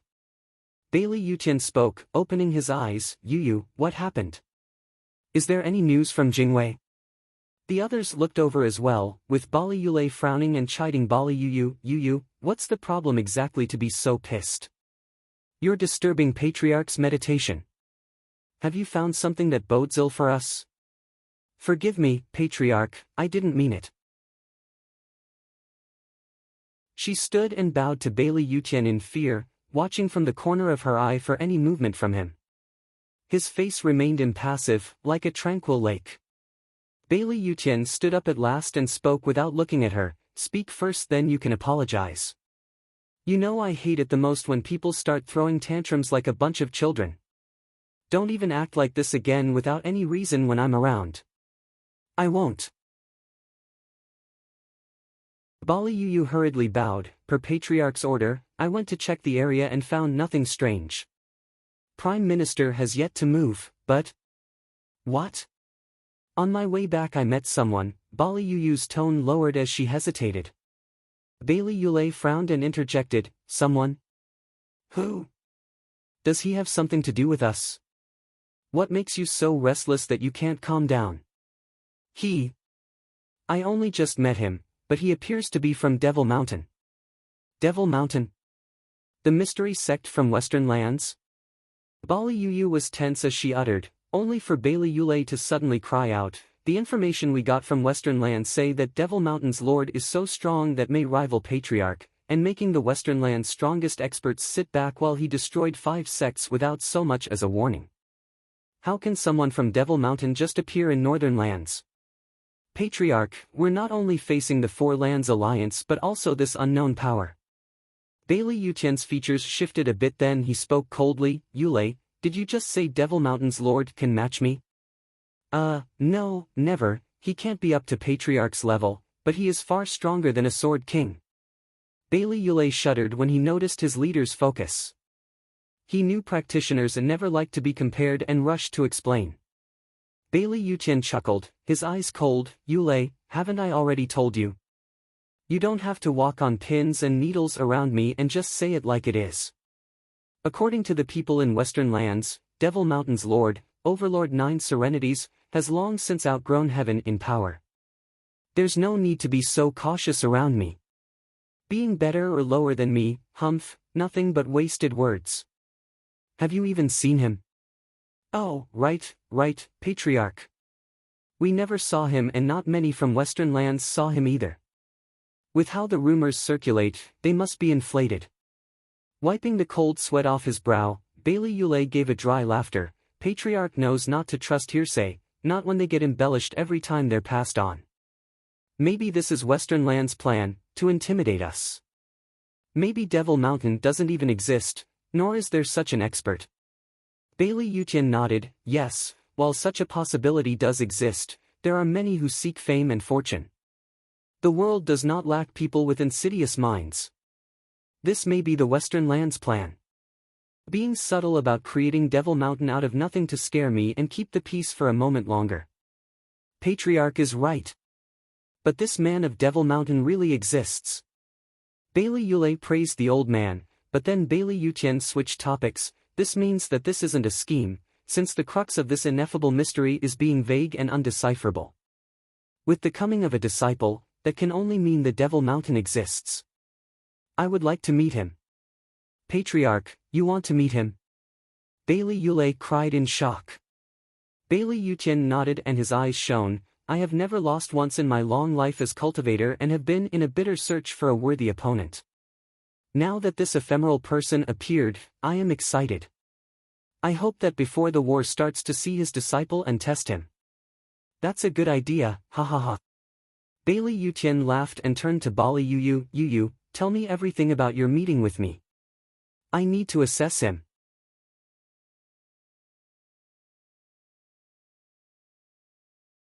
Chapter 984, No Holds Barred. Chapter 984, No Holds Barred. Proofreader, Papatonks. Yes, Patriarch. At his orders, Bailey Yutian bowed at once and recounted everything. Bailey Yutian squinted. You're a peak Genesis stage expert, even with demonic treasures hiding your true cultivation, but the moment you released your bloodthirst, the kids saw through your strength and your identity. Yet despite all that, a third-layer radiant stage pup feared you not, using his persuasive words to retreat, without even the mask. What a rare spirit he has. Humph, I had to listen to Patriarch's warning or I'd have long since removed his head from his shoulder for you. A loss is a loss, no excuses. Bailey Yu raised her hands in anger, but Bailey Yutian snapped at her. That man has skill to grasp your weakness and leverage it. It's you at fault for not hiding it well and lost without a doubt. Accept it and not throw a tantrum at me like a teenager. You're a sword king, so act like one. Bailey Yu's face shook as she took a deep breath and bowed deeply, though the grudge only festered inside her still. Bailey Yutian nodded. Tomorrow you'll go spy on the kid and gauge his reaction. I want to see how Devil Mountain's disciple compares to our Bailey clan's disciples. Spy, that's it. Yes. Bailey Yutian's eyes flashed, and I'll even allow you to kill this time, no holds barred. Bailey Yu lit up in excitement. Thank you so much, Patriarch. Let's see that punk be cocky again. But Bailey Yutian barged into her joyous occasion. The only one you're not to target in your killing spree is Devil Mountain's disciple. Bailey Yu shuddered. But Patriarch, you first tell me I can kill and now you say not him. Then what? I want to test him, not to kill him. Bailey Yutian took a deep breath, regarding the heavens, like master, like disciple. I want to see just how the Devil Mountain's disciple is compared to our clans. Would he still keep a straight face with a mad witch out for blood hot on his heels? This'll make for a great test. Bailey Yu's heart twitched. Patriarch, I thought I'm a sword king, you yourself entitled, how come I'm suddenly a mad witch? Show some respect at least. Bailey Yutian didn't give a damn, grinning to himself. Bailey Yulei frowned. Patriarch, with Yu wreaking havoc in northern lands, it will bring the war closer. Then Jingwei's deployment. It's fine. Bailey Yutian cut him off. Jingwei is the prime minister and values the empire's victory. While I am only out to find a worthy opponent to learn from and understand the world even better to grasp greater strength. Any that stand in my way, even the empire's interests, are to step aside, understand? They all shuddered on the inside and bowed. Yes, Patriarch. With business out of the way, now it's time for personal issues. Paw! Bailey Yutian turned icy once more and snapped his hand as he glared at Bailey Yu. A violent and strong force struck her, spun her around 3 times before slamming into the ground with a crunch and bleeding from the mouth. Bailey Yulei started. Patriarch. I asked her to scout, yet she went to a thrift shop. Humph, women are so fickle. Bailey Yutian's tone was as cold as his glare. 1,000 lashes ought to set her straight. Yulei, you'll be enforcing the punishment, then have her go on with her task. Yes. They all bowed without a choice, with Bailey Yu not even making a comment, despite the swollen cheek. Bailey Yutian returned to his seat, with others rushing to do the same. Bailey Yulei sighed and took Bailey Yu behind the trees and sharp cracks split the air. 1,000 lashes later, Bailey Yutian staggered over with sweat marring her features while blood seeped from her lacerated back.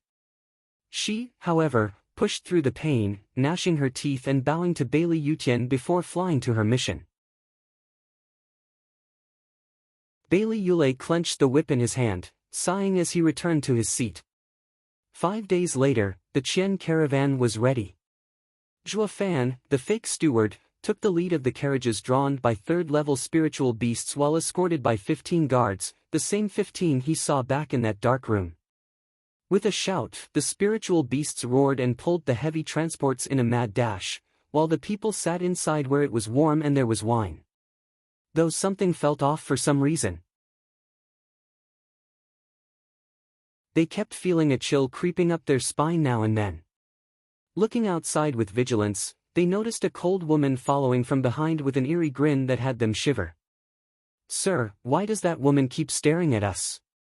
Pulling Zhua Fan over to the window, the guard pointed her out. Our transport is secretive in the northern lands, so how come we have a tail? Zhua Fan smiled. It's fine, just one of the 9 sword kings, Bali Yu of the central area. Last time we had a bit of a standoff, so now she just came to scare us. The man almost spat blood from fright.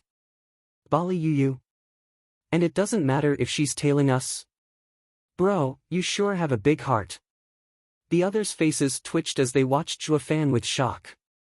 Never in their wildest dreams did they think a sword king was on their tail. What made it worse? The new boss doesn't even care. Is this idiocy or valor? Anyone else would have wet their pants hearing a sword king is onto them. Zhua Fan grinned and rubbed Xiao'er's head. Xiao'er giggled, having caught his look, and mocked, "Why are you scared? She'd never touch us anyway, or she'd have done it 5 days ago." Dad got her seething with rage, yet still had her give back my mask. If not then certainly not now, so relax. You had an argument with her back then? Everyone cried out and looked stumped, before bowing in respect. Sir, is truly amazing to have even a sword king back off. We are in awe. Now we know why second young master wanted to follow sir. Zhua Fan gave a light wave. Please, you should be thanking Bailey Yutian. It was he who set her restriction so that the 9 sword kings can't move without his say-so. Boom! The sudden explosion coming from behind shook the carriage, rumbled the earth and scared the spiritual beasts. The 3rd-level spiritual beasts went wild at the sudden noise, bucking and throwing the bindings off it. The carriage began to wobble under Zhua Fan and the others' feet and showed signs of toppling soon. They burst outside and the sudden view had them in shock. Everywhere they looked, the previously snowy and beautiful painting of nature was now scorched black with holes everywhere. Of the 5 carriage, the last one was nowhere to be seen, not even the 5 3rd-level spiritual beasts pulling it. One could only take a wild guess, from the blackened earth, that they were pulverized in the blast. Everyone's face twitched and the knees softened under them from fright. One turned to Zhua Fan and whined, "Sir, didn't you say she wouldn't?" "Yeah, 5 days ago she didn't attack, so why now?" Zhua Fan was calm. The old coot had let her loose, it seems. Humph, but to what extent, that is the question.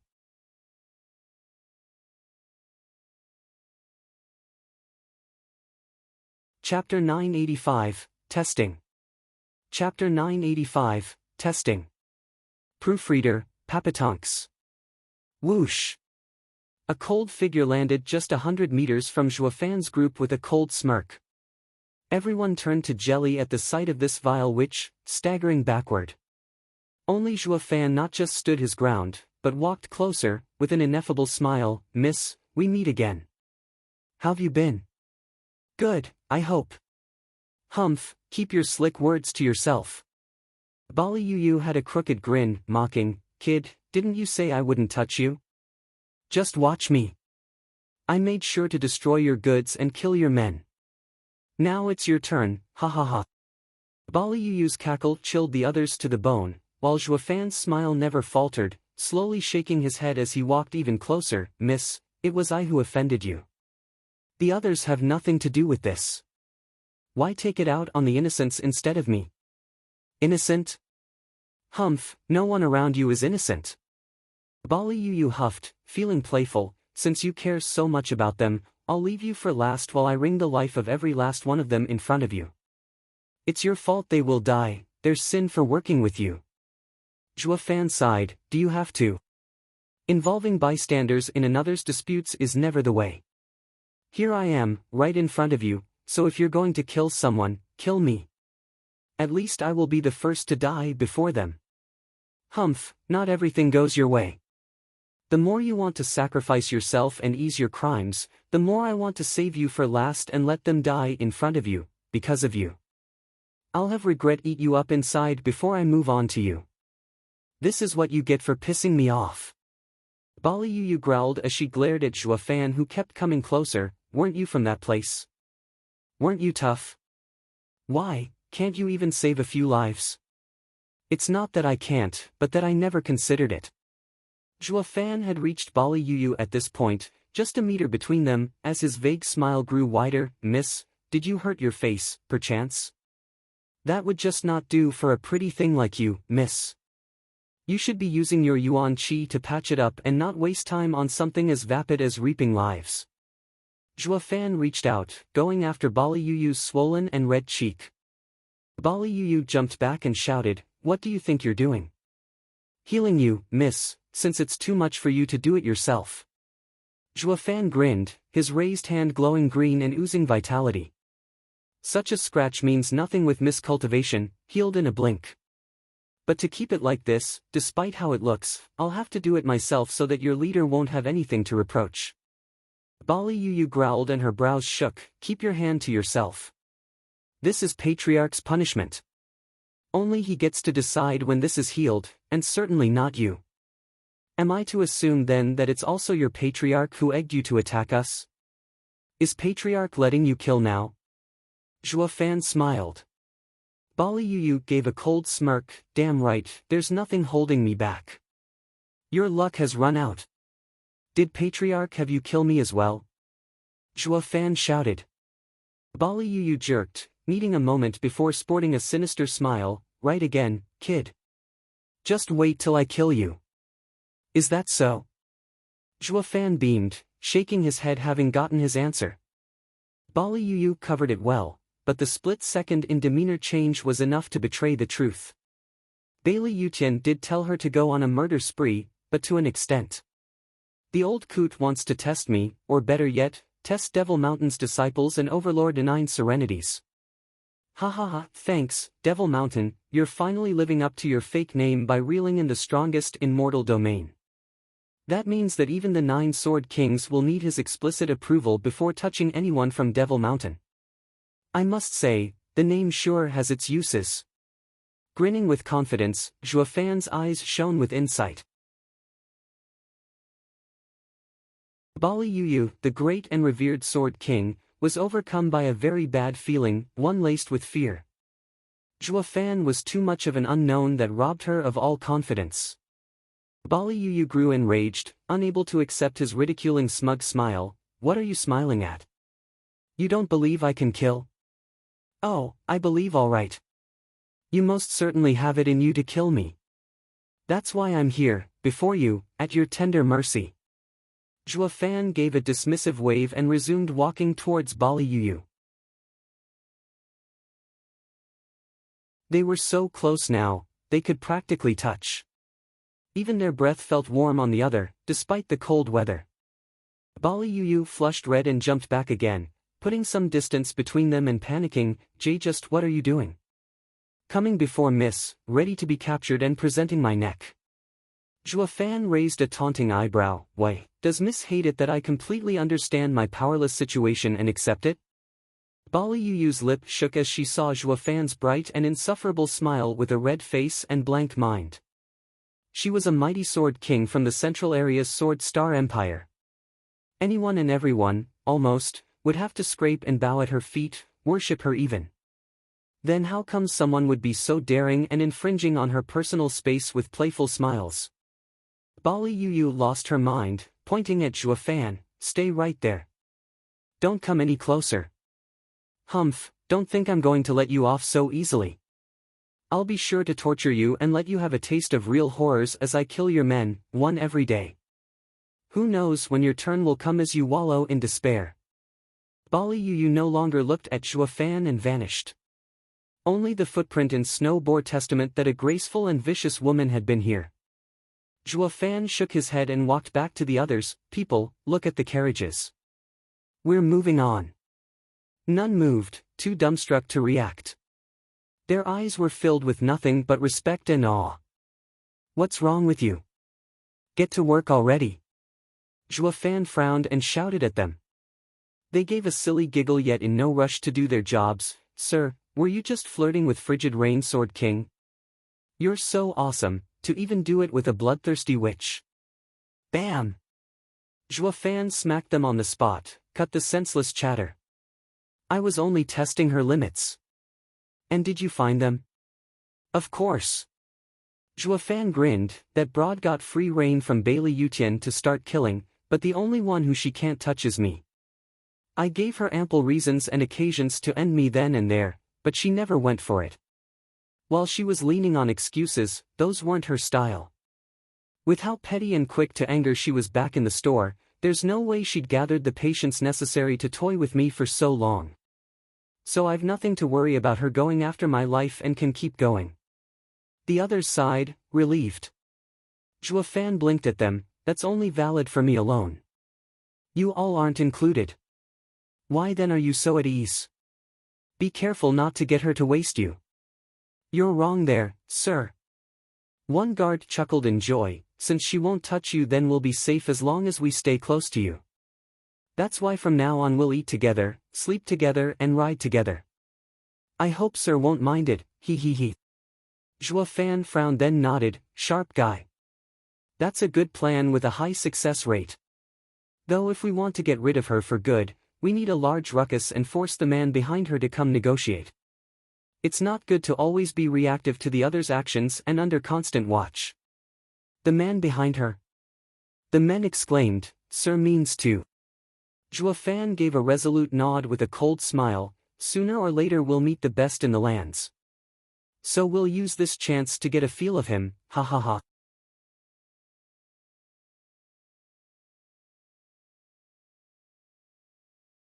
Chapter 986, Sun Sea Sect. Chapter 986, Sun Sea Sect. Proofreader, Papatonks. Yu lost. The 4 carriages were soon repaired, their beasts tied to them and rushed through the snowstorm. However, unbeknownst to them, Invincible Sword Bailey Yutian stood upon a peak a kilometer away, witnessing the entire event with a long sigh. The 4 sword kings stood behind him with dark looks. Bailey Yutian glanced at them and spoke. Even with the strength of a sword king, she still lost. Do you know why? The 4 hung their heads, having no reply, their faces showing only deference and respect as they waited for the patriarch to enlighten them. Crown Prince, what do you kids think? Bailey Yutian turned to the 10 youths at the back. After some hesitation, Crown Prince immediately bowed. Patriarch, Frigid Rain Sword King has stepped forward and has free reign, but in my eyes, she appears to be the one to lose. Just like how Devil Mountain appears to have lost yet didn't. Frigid Rain Sword King was too reliant on raw power and disregarded the mind games one can use, giving the opponent the upper hand and pushing her back by grasping her weakness. The problem with Sword Kings is that they are all brawn and no brains, like they're at the top of the world. They aren't aware that on the battlefield, nothing is black and white, in constant change and complex. You're wrong, Crown Prince. Bailey Yulei interjected before Bailey Yutian could reply. This world is all about survival of the fittest. The strong don't need convoluted plans. Eagles fell their prey in one swoop, tigers catch their quarry in one pounce. There's no room for hesitation. Only mice scurry around unseen for food and sparrows look for seeds with caution. The art of war and all the tactics used in the army are all based on winning against a stronger opponent. While retreat is always advisable against someone beyond your abilities. But all these schemes and tactics show is that the user is weak, uncertain of their own strength. Yu is a sword king, with hardly any in this world to match her. She has no need to think hard if someone would be out to get her through some master plan. Only people like you, Crown Prince, having not reached your full potential, would resort to such sophistry. How can you understand the pride of a sword king, of wielding the power to be on top? The reason why she ended up losing to a kid's slick words is because, Bailey Yulei spoke with disdain and scorn as he chided the young future emperor. It took a long time in his speech to realize he had gone out of line, sweat soaking his brow, and fists clenched. Crown Prince just stared at him with a smile as he dug himself into a hole. Bailey Yutian spoke. What? You don't mean to say that I've been holding you back, do you? Is that why you couldn't attack? So that means her loss is my fault? Patriarch, that's not what I mean. Bailey Yulei rushed into a bow, shivering and taking blame. He was only a sword king and had no right to hold the patriarch accountable for anything. His conceited speech was him running his mouth, letting his overblown pride get the best of him and shift the blame on his boss. He had basically dug his own grave. Crown Prince smiled in ridicule. Thunder Sword King, it seems to me you're not quite at the top, ha ha ha. Bailey Yulei's face twisted in rage as he glared, but that was it, waiting for Patriarch's decision. Quiet, all of you. Bailey Yutian gave an annoying wave. Watching Zhuofan leave, none of your answers touched on the essence. Be it smarts or bronze, it all comes down to valor, to having the attitude of the strong. Without a brave heart, no amount of cunning and strength matter. Anyone else would have been scared witless by Yu Yu's sword, even affecting those that appeared calm. While the kid fought back and took initiative. Nothing would have come of it if he didn't have courage. Also, I didn't let Yu Yu attack and she really didn't. Humph, damn spineless coward. She won't get far in understanding the Tao, not after she couldn't even muster the nerve to challenge my authority. Having always been looming over her, she has no way forward, stopped at this level. They all shook, with Bailey Yulei anxiously saying, Patriarch, you're saying disobeying you would have been better? Yes, it would, but she would die then. Bailey Yutian's eyes glinted with coldness. He vanished from his spot, leaving the others confused. What's that supposed to mean, Patriarch? Even if you let us walk our own path, we can't escape your control or we'll be dead. Crown Prince paused and gave a wry smile. Invincible sword is the only one in the world. He flew away after Patriarch, the others even more confused and conflicted. Zhuofan's caravan had been marching for 3 days, looking out the window now and then, picking up Bali Yuyu's cold smile watching them from afar and giving all but him and his daughter the chills. Sir, the witch keeps following us like a leech. I know you're certain she won't touch you, but who knows if it'll stay like this. One guard asked Zhuofan for advice. How is Sir going to solve this crisis? Zhuofan's eyes shone and smiled. Nothing to it, since it's almost time. For what? Our first stop of our trading caravan, Sun Sea Sect. He picked his teacup from the radiator and sipped. They all looked clueless. Is Sir planning on hiding there? Nah, can't be. Sun Sea Sect was one of Northern Land's 5 sects, but far beneath even one Sword King. They can never protect us. They were so quick to close their doors when news of 9 Sword Kings came around. There's no way they'll shield a merchant. They couldn't make any sense of his words, but Zhuofan was in no rush to explain, giving an ineffable smile as he looked out the window. In 4 hours, before a snow valley, the 4 carriages halted. Zhuofan and the dozen guards stepped out and bowed to the guard outside the valley. The Qian clan caravan is here. I ask Senior of Sun Sea Sect to let us pass. Here is my clan's token. The guard took out his own token, identical to Zhuofan's, and threw it behind. It vanished into thin air, coming back only 15 minutes later. The space then warped and the valley had an icy road form in the middle. The guard gave Zhuofan a look and nodded. Everyone got in the 4 carriages and entered the strange domain. There was another ripple in the air and the icy road vanished behind them, returning to be a plain snow valley. Whoosh! Bali Yuyu flashed not far away, glaring haughtily. Humph, want to hide in Sun Sea Sect, is it? Then I'll be waiting right here. The first to come out will be the first to taste my blade. Let's see you keep your calm then, brat. Zhuofan's carriage just entered and 50 men in the Soul Harmony stage surrounded them with wary looks. The leader was a shifty middle-aged man in white with split mustache to make him look cunning. No need to worry, everyone, just the usual trade caravan. Please present your tokens to us as your identities as Qian clansmen. Oh, Executive Chow, who else would we be? We've been doing this route for many times now, he he he. One guard laughed while giving his token to a disciple. Executive Chow nodded. Oh, Guard Wu, I sure recognize you, having been here many times, but it has been tense lately and it doesn't hurt to be cautious.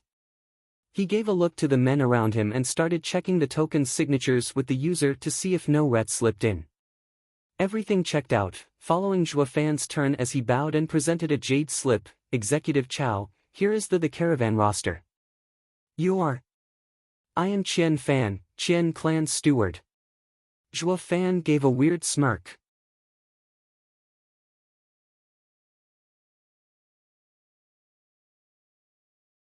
Chapter 987, Lamb to the Slaughter.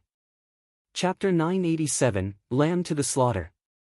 Proofreader, Papatonks. Frowning, the executive said, Qian Fan? How come I never heard of the Qian clan having someone like you? Hai Cha, I've always been working out in the field and only recently came back at clan head's orders due to these tense times. Executive Chow, it's natural to not know me. Zhua Fan spoke without any inflection in his voice, while also hinting that the executive hands were tied no matter how suspicious he might be. This is my daughter. I didn't feel at peace leaving her alone at home, so I've taken her along. I hope executive doesn't mind if she isn't on the list. Zhua Fan called Chao over as a shield, which helped curb Chao's suspicions. What kind of a spy would bring their daughter to work? She'd only get in the way. A shame he had no clue this cute and adorable girl was anything but harmless. Executive Chao nodded, I believe you, but business is business and we must follow protocol in ascertaining every member, ha ha ha. Executive Chao gestured and one of his men brought Zhua Fan's token over and whispered in his ear before sending him off. Chao turned from his man to Zhua Fan, saying, since coming out of the field, does Sir know about the 5 sects tightening their guard ever since Central Area's operations in our homeland? The names and auras of main figures from major clans have all been included for inspection. In a few minutes we will have confirmation, sir. I only ask for a moment of your time. Executive Chao scanned Zhua Fan for the slightest twitch, to find anything that might give him away. Zhua Fan was aware of his attempt from the start and Serene Shores Trading made sure everything would check out when they set up his token.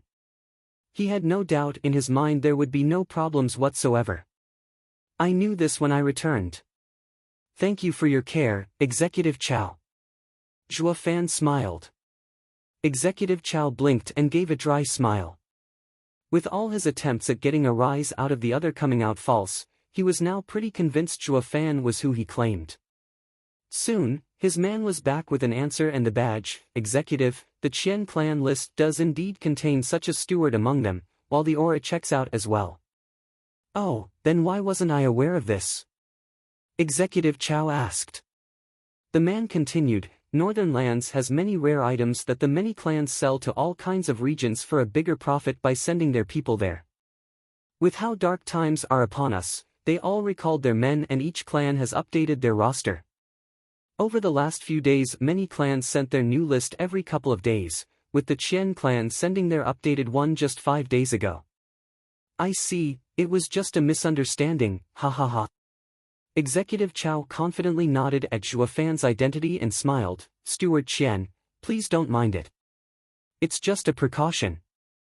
Zhua Fan had no reason to panic, not when everything was foolproof, it's all for the safety of Northern Lands, ha ha ha.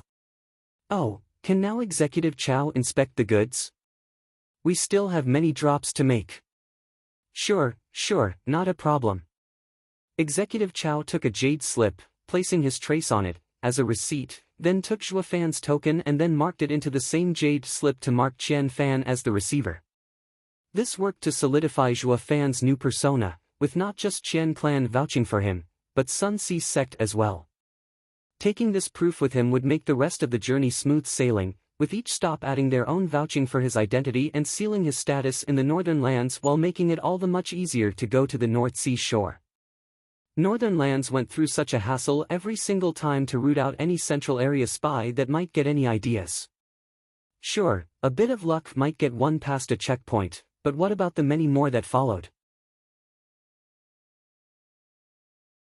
Once you got past all these thorough inspections, without any slip-up, there would hardly be any more resistance for any, even those from the Sword Star Empire. All, however, were oblivious of the Sword Star Empire never able to take this approach, while the dead Serene Shores Trading could easily do it with their connections throughout the lands. This was a faction that was under Zhua Fan's control. It was bound to become the 5th faction joining this conflict among the lands, without anyone noticing as it lurked and grew from the shadows. With the stamp of approval, Zhuo Fan had the men unload Sun Sea Sec's goods, then left with the carriages. Hold up! A sudden loud voice intervened with their departure. Steward Chen, the goods are off. Executive Chow had an odd look. Why are there half of the usual items? Zhuo Fan put on a pained face and sighed as he pulled the executive over. Executive Chow, I ask that you help a brother out and keep this matter hidden. I'll be sure to give the rest on the return trip. Just what happened? Executive Chow got curious. Zhuo Fan sighed longer this time. Truth be told, the carriage with your great sect's other half of goods got struck down by a Central Area's agent. You met with a Central Area agent? Executive Chow cried out, but Zhuo Fan was fast in covering his mouth with a panicked look. Executive Chow, Brother Chow, keep your voice down. Clan head might get wind that I failed in guarding the goods and he'll skin me. What am I supposed to do? Of the promised goods, only half arrived. Not so loud. Making a shushing gesture, Zhuo Fan spoke fast. I told you, I'll give the rest when I make a round trip. Your sect doesn't need them right now anyway, and you can store them away. Then I'll come back with the rest, and with a little bit extra to repay the favor. Executive Chow frowned hard and shook his head. No, this is too important. The amount is too great and I'll take the fall once it's checked. There's no reason for me to take such an unwarranted risk. Fine, I'll do you one better, but you have to cover for me. Zhuo Fan gnashed his teeth and hesitated before looking pained. That agent is right behind us, meant to target our wares. He first ruined half your goods and having gotten a taste of destruction, he still followed us, biding his time for the perfect chance to destroy some more. So I plan on capturing him. You know as well as I do what a grand achievement a captured enemy spy will look on your record, especially in these dark times. So I'll share the merit with you. We'll both capture him and I'll not only be pardoned for my loss of goods but even rewarded for such a feat. The clan would hail me a hero. Executive Chow pinched his mustache, calculating, will it be that easy to get him? When he ruined our carriage, not even my dozen men could circle him with how fast he moved. Zhuo Fan shook his head with a frown. Executive Chow eased a long breath and cursed, since you can't catch him then don't waste more men over him.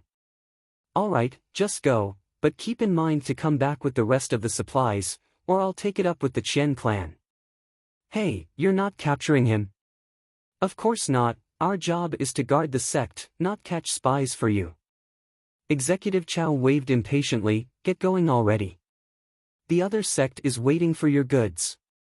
We can't be lax one moment in tense times like these. Be careful on the road. Open up the barrier and let them leave. Yes, sir. Zhuo Fan gave him a long look and shook his head. He went inside a carriage with his men while whining, I say, irking someone is easier than walking. This rotten sect sure is laid back to not even want such a huge achievement. Humph. Executive Chow huffed and put on a straight face like he wasn't there. Once Zhuo Fan's caravan was off, Executive Chow gestured and called for 50 soul harmony experts. You guys will be following the caravan. Capture anyone that is sneaking behind it, and make sure to bring them back alive. Got that? Yes, Executive Chow. The men nodded, despite their confusion. Zhuo Fan grinned to himself in the carriage, lighten up. The lambs are out of their pen and straight into the wolf's mouth. Once the witch gets her fill, she'll ignore us. Quiet days await us, boys, ha ha ha. The others gave Zhuo Fan a curious look as he stretched in his seat, looking mighty comfortable.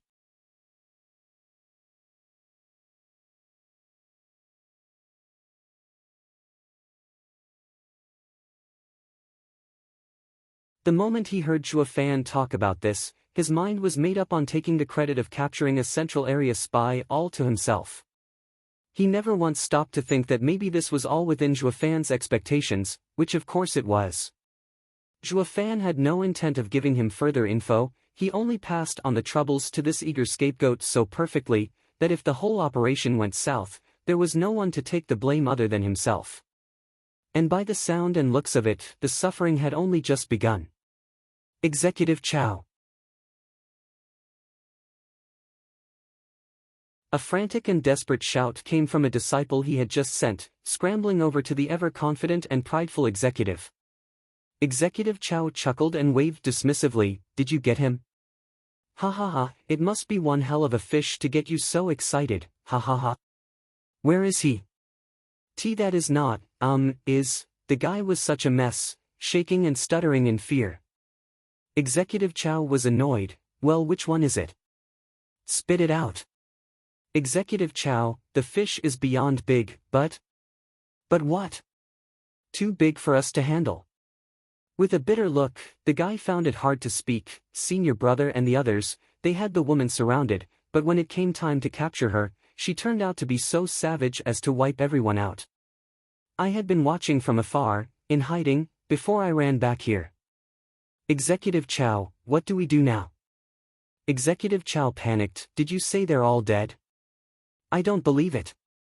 These are soul harmony experts we're talking about here, with the strongest at the peak even. How can they all just die like that?" Wasn't she surrounded by a dozen soul harmony merchants then? She ran off. Executive, "Might sir have the wrong information? The witch is too strong to be chased away. In fact, we couldn't run away even if we wanted to." The man sobbed. Executive Chow was dumbstruck, but soon it dawned on him, "I don't have any way of explaining the loss of 50 soul harmony experts. I won't be getting this great merit either. I can only go find Elderly." "Yes, he." Executive Chow mumbled while frantically dashing for the sect, his mind unhinged. A wizened old man sat on a couch in a lavish room, Executive Chow at his side. "Executive Chow, your greed has made you lose 50 experts. And now that you can't handle the responsibility, you came to me." The old man mocked him. Wiping his brow, Executive Chow gave a strained laughter as he bowed, "Elderly is so sharp. I was only thinking of grabbing a spy and didn't want to bother Elder. Once the spy was captured, of course it was a merit to Elderly, thanks to your leadership. I could never take all the credit, ha ha ha." Quite the nice way of putting it, but things have become messy. "Are you expecting me to clean up after you?" Elderly mocked with a sharp glint in his eyes, seeing the bobbing head of Executive Chow. "Only a Genesis stage expert can kill 50 soul harmony experts so fast. Guard, summon 50 Genesis stage experts at once and seize this spy, alive. Since there's a spy, we should at least find out what she knows." "Yes, sir." Hurried steps sounded outside. Elderly turned to Executive Chow, "Little Chow, you owe me big for this. You know as well as I do how reckless endangerment as well as losing 50 soul harmony experts is punished. I am now sending others to catch her and make up for your losses, saying they died in the line of duty. With such a heavy loss and nothing to show for it, you'll suffer worse than in hell. Thank you so much, Elderly, for your help. I will never forget your kindness." Executive Chow bowed and simpered. His mind, however, painted a different image, one of rage. "I not only lost a great chance at merit, but even ended up in debt. God damn it. Qian Fan, you call that information? Nothing about it was accurate." Executive Chow was filled with rancor, but squeezed a bright smile instead, a painfully hard one at that. Elderly stood next to him, like a parent protecting his child. Alas, any kind of superiority he felt here was about to be squashed, pulverized and splattered by flubbing, sending sheepies once again to catch the savage wolf. Thump. Heavy footsteps rushed over and barged into the room, the Genesis stage expert having no time for common courtesy as he watched the two men with fear and horror. "Elderly, this is bad, real bad. The 50 Genesis experts you sent are all dead." "What?"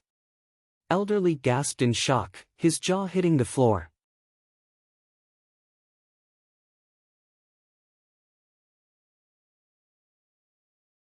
Chapter 989, Playing with Fire. Chapter 989, Playing with Fire. Proofreader, Papatonks. Keeping that look for a few moments longer, Elderly was having trouble reacting. Only later did he turn a stiff head to Executive Chow with an eye twitch. "Little Chow, are you sure it's a Spy? I guess. Guess your pea-brain. Paw! Elderly smacked him real hard as he cursed, "In the name of all that's holy, are you trying to get me killed as well? What spy out there has such power, erasing 50 Genesis experts off this heaven's green earth? She has to be a peak Genesis stage at the minimum. And you? You came to me without even knowing her strength? Now you got me suffering the same thing you have by losing so many men." Elderly growled, and Executive Chow only made himself small and winced under the verbal assault, proclaiming his innocence in his mind. "It wasn't me who found the spy, but Qian Fan who told me. That a dozen soul harmony stage cultivators scared her off. But now things went from bad to worse, first the loss of 50 soul harmony experts and now another loss of 50 experts, but a stage above that. With such a hole in their mismanagement record, the two had no way of covering or straightening it up. Best find help." Executive Chow lowered his head in silence. He hardly had any power as an executive to get this disaster handled and could only sit there like a statue and listen to the other. Elderly was so tense and vexed under this problem, he was stomping all over the room. Sometimes glaring at the trembling Executive Chow, though this was no time to vent. He needed something to make those losses look necessary, not just that they were sent out to die. After long moments of furious thinking, Elderly took a deep breath and walked outside. "Follow me." Executive Chow rushed along like a meek puppy. In a room filled with the intoxicating smell of all kinds of pills, a white-haired old man with a valiant face and shocked eyes shouted, "Is what you're saying true? To lose so many men, then the person must be incredible." "Yes, Venerable Ma, he has to be a crucial member and not just a simple spy." Elderly bowed next to him with a bright look, like a good devil on his shoulder. "He must have a special mission coming into northern lands. We have indeed suffered many losses, but all we have to do is capture him and it will become our greatest achievement in the northern lands. It won't stop at just our sect leader, or the other 4 sects, but will even earn the respect of the other lands in our alliance. Venerable Ma, you are one of the 10 high venerables in our sect, but by pulling such a feat will send you into the top 3. Venerable Ma was silent, putting pressure on Executive Chow and feeling the need to speak up to drag him into this. Yes, Elderly is right. This is a chance of a lifetime and letting it slip by would only leave other venerables to take advantage of it. Please make a quick decision, Venerable Ma. While it does sound nice, I fear she's already at peak in strength and can't be handled." Venerable Ma frowned, pensive, a cautious and weary man. Elderly egged on, "Fortune favors the bold, Venerable Ma. She's just a peak Genesis expert. It would be very simple for you to have her tied and brought back, especially with 10 other peak venerables. 10 against 1 at the same cultivation is bound to result in a win. The only risk that could ever pose this operation is if she detonated." "Your words do make sense." Mulling it over some more, Venerable Ma's interest grew, but not enough. "But if she isn't just a peak expert and instead one of Central Area's 9 Sword Kings?" Elderly dismissed his worries with a wave. "Venerable Ma, you're overthinking things. Why so low-key if she were a real Sword King? Why sneak around behind a caravan? I believe she doesn't want us to discover her since she can't take on our sect. That's unlike how an arrogant and obnoxious Sword King acts. Venerable Ma, there's no need to worry so much, just get her captured." Venerable Ma thought it over some more and then nodded. "Wait here, I will invite some venerables to help capture this Central Area spy, for our sect's glory." Venerable Ma flicked his sleeve and stormed out the door. The other 2 bowed. "Congratulations, Venerable Ma, on your success in becoming a top 3 venerable." Venerable Ma was gone soon and the duo sighed, "Damn it," giving the credit to another again. "Yeah," Executive Chow mumbled.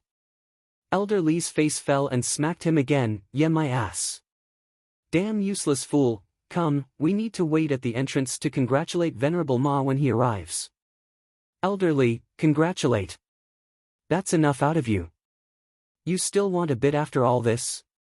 You can't have your cake and eat it too. Be thankful if we even get some crumbs. At the very least, we're the ones who supplied this intel. Elder Lee's brow shook, glaring hard at him and mocking, if we can't even do something as simple as that, we might not even get the crumbs, that old coot swallowing it whole. You might be fine with that, but not I, humph. Elder Lee flicked his sleeve and left. Executive Chowan needed time before finally exclaiming and rushing after him. Of course, with such a big fish, there's bound to be some leftovers, ha ha ha.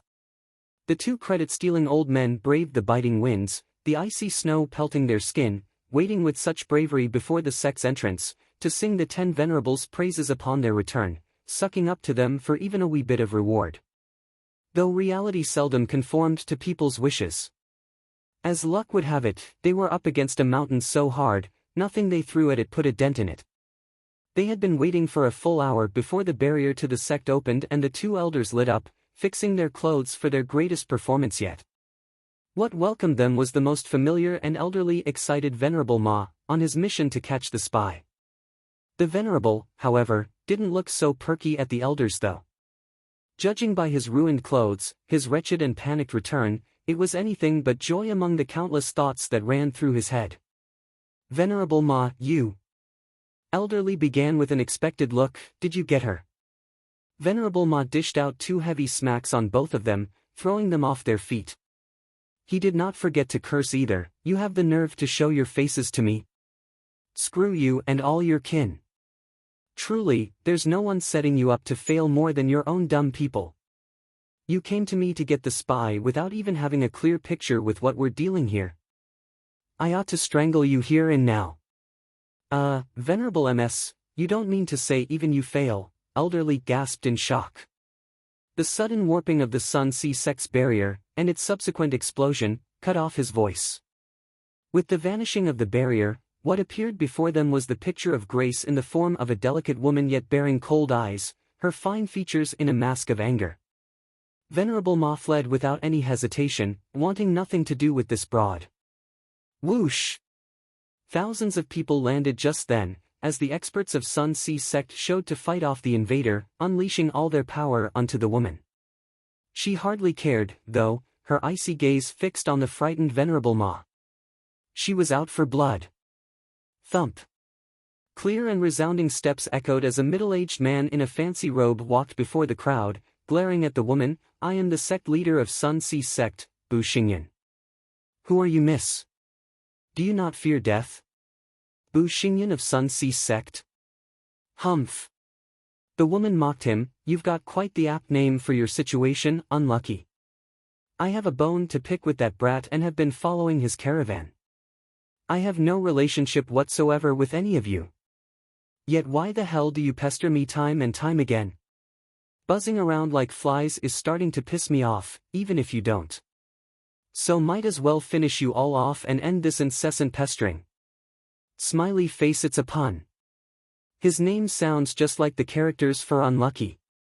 Bu Xingyan frowned and jeered, finish off my sect? You talk a big game. Just who do you think you are, miss? Cease your boasting before you earn everyone's ridicule. The men started laughing in disdain. Only Venerable Ma shuddered in his spot.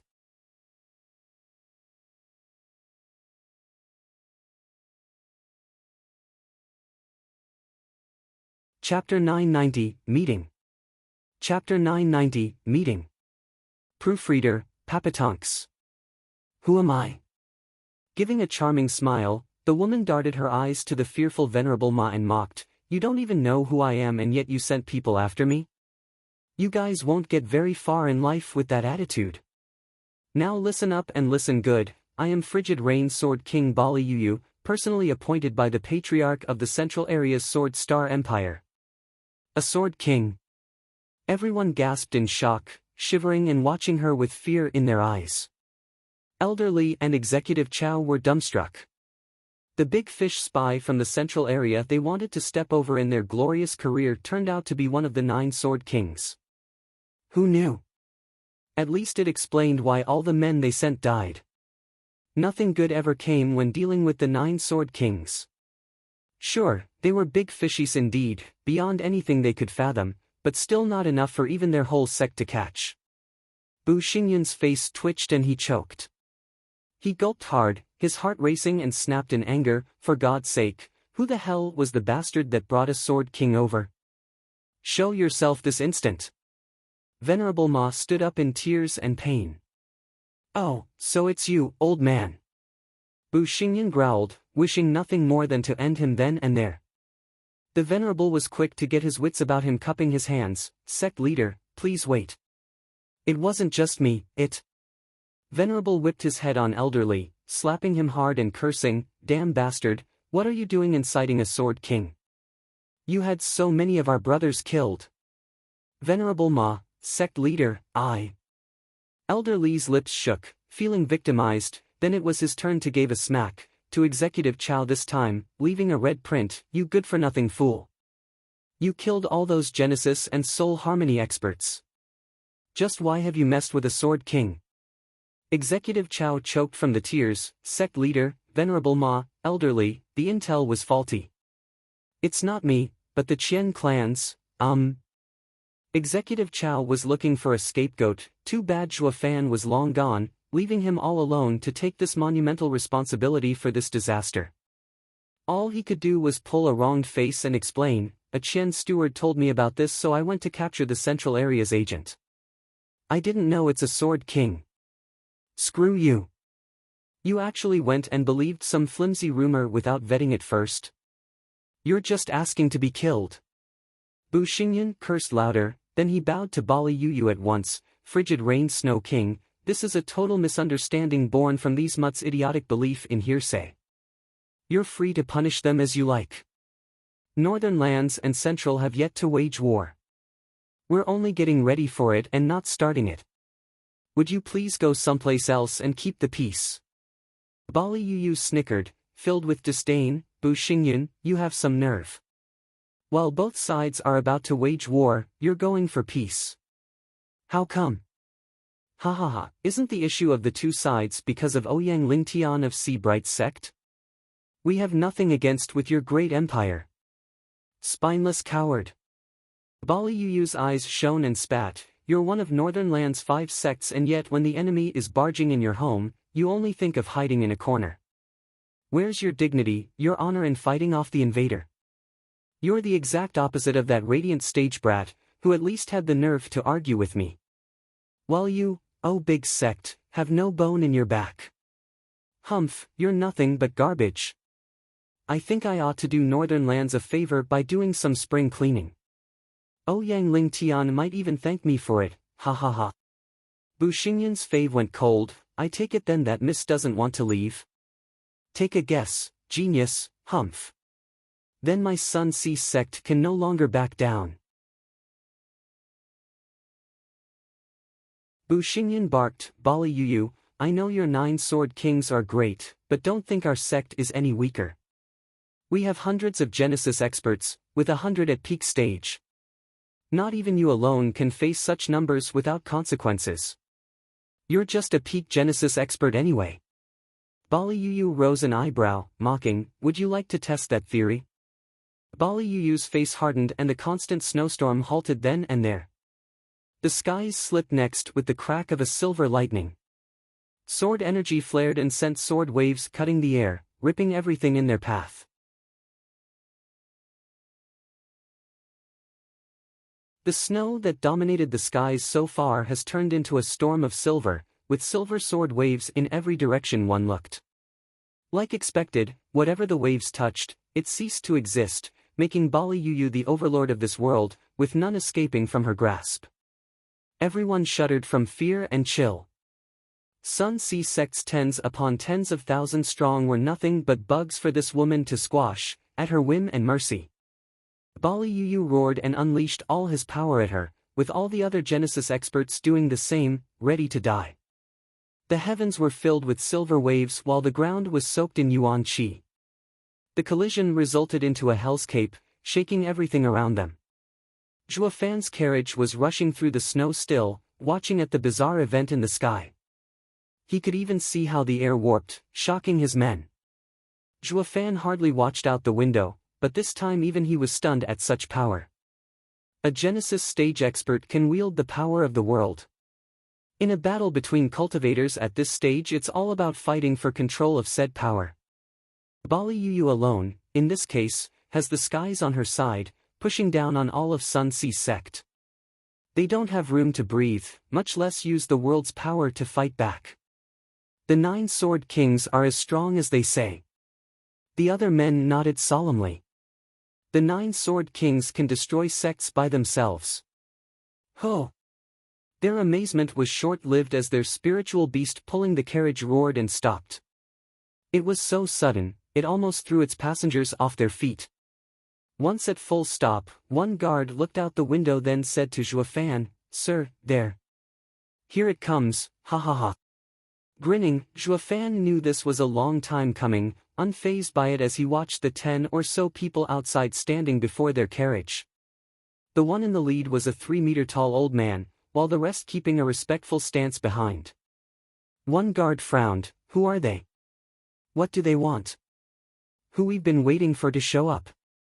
Holding Chao's hand, Zhuofan took a deep breath and got out the carriage. He regarded the tough old man with glinting eyes. "Invincible sword Bailey Yutian, we meet at last." "What?" The guard gasped in shock.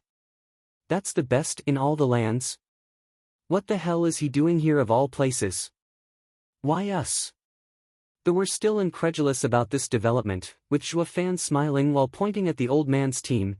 "Take a good look around him." The others were frozen in place at the realization. Bali Yu's silver waves had been spreading for hundreds of miles from the Sun Sea sect, yet only the space around the old man was still tranquil. It was like the border of 2 worlds, cutting off the ravenous storm outside from the peace within. "I reckon there's only Bailey Yutian on this earth that can overcome a Sword King's power and not letting the world power be disturbed in any way." Looking above, Zhuofan smiled and pulled shower as he walked to Bailey Yutian without a care. The old man waited for him with a deep gaze. Whoosh! But then, among Bailey Yutian's team, one shot for Zhuofan, bent on murder and rage.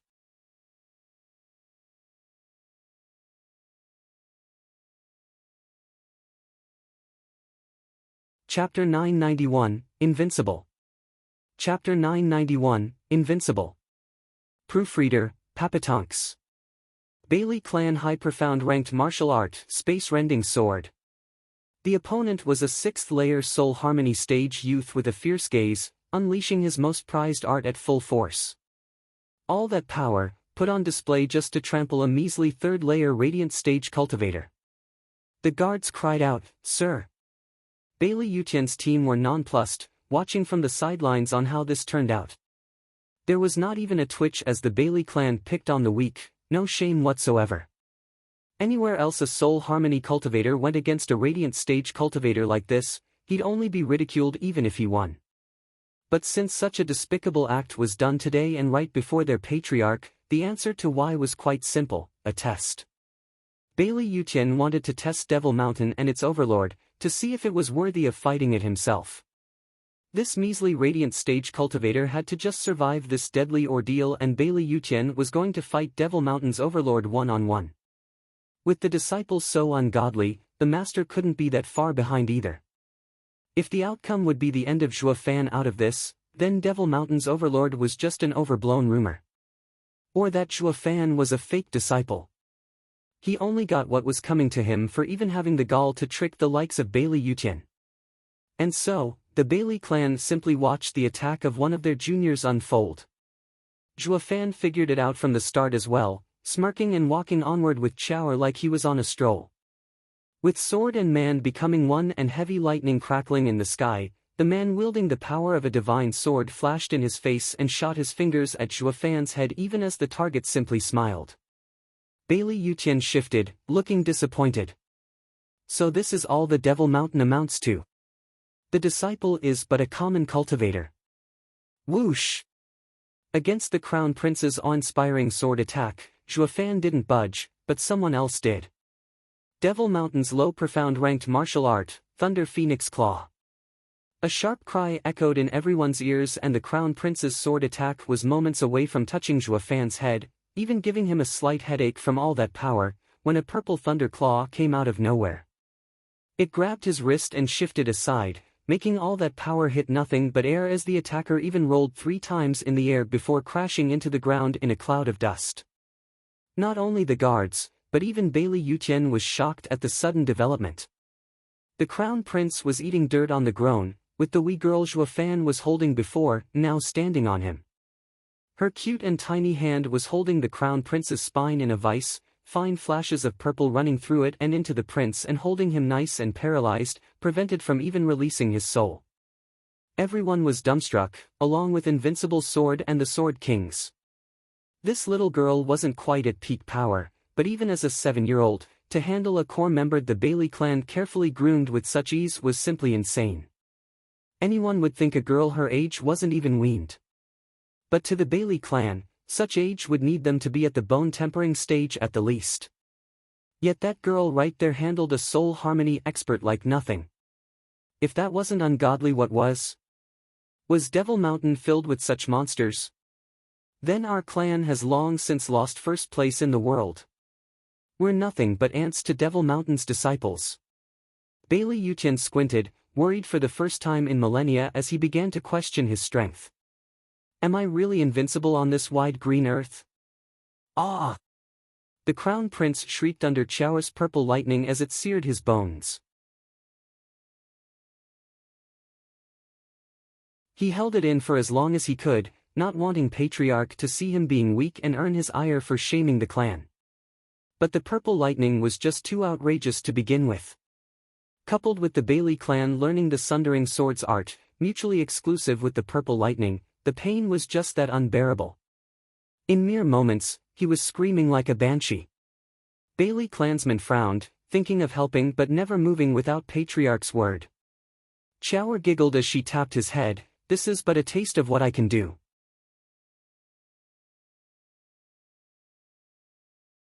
This is for trying to touch my father," he Chao's claw ramped up to 1/3 of her power and the crown prince shrieked harder. "Chao!" Zhuofan glanced over, "Let him go." Chao paused and nodded, bowing to him, "Yes, father." She returned to his side, leaving the unsuccessful crown prince in his attempt, still groaning on the ground after trying to get his feet under him only to stumble again. Chao covered her giggle, while Bailey Yutian was looking very dark, hinting Bailey Yulei to get the useless fool back before he made them look even worse. Bailey Yutian stared at Zhuofan now and gave a light cup of his hands. "I've long heard of Devil Mountain's resounding reputation, and now that I see it for myself, I can say for certain it is beyond imagination with how even a 7-year-old girl can wield such power. Sword Patriarch is too kind. Bailey clan's skills have given me a newfound respect for it. Wielding such a sharp sword art is unheard of in the mortal domain. It's all thanks to the girl here that I got to keep my head. Although..." Zhuofan turned to Chao, "Chao, you were still slow there.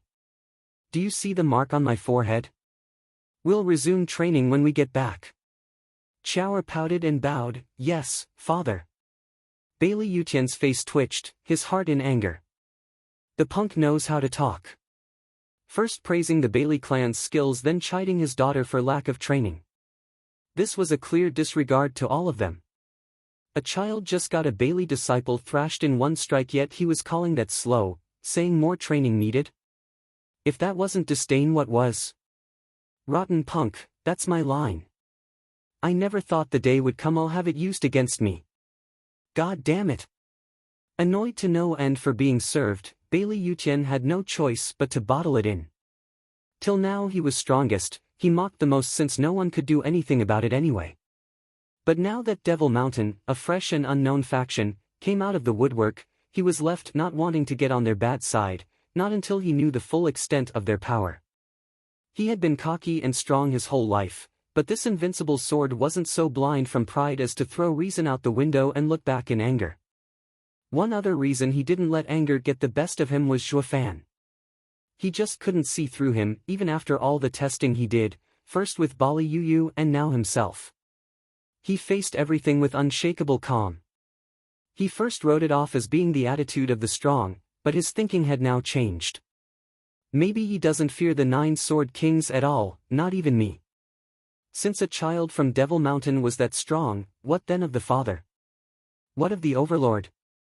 Invincible Sword felt sweat trickle down his brow for the first time in eons, his expression hard. It was fear from overthinking. From big to small, anyone from Devil Mountain wasn't to be messed with. He got so used to having his way, even disregarding the good of the Empire for a moment of joy. In other words, he always got what he wanted when he wanted. The Empire could crumble for all he cared. He could just make another one.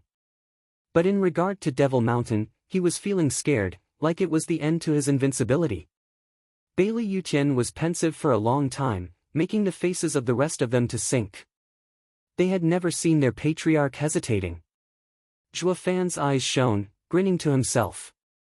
I finally got to shock and awe the old man with Chower. Now it's time to have an equal, no, overbearing negotiation.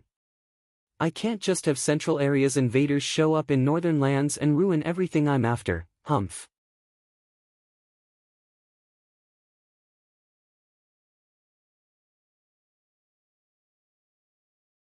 Chapter 992, Sword Patriarch's Fury.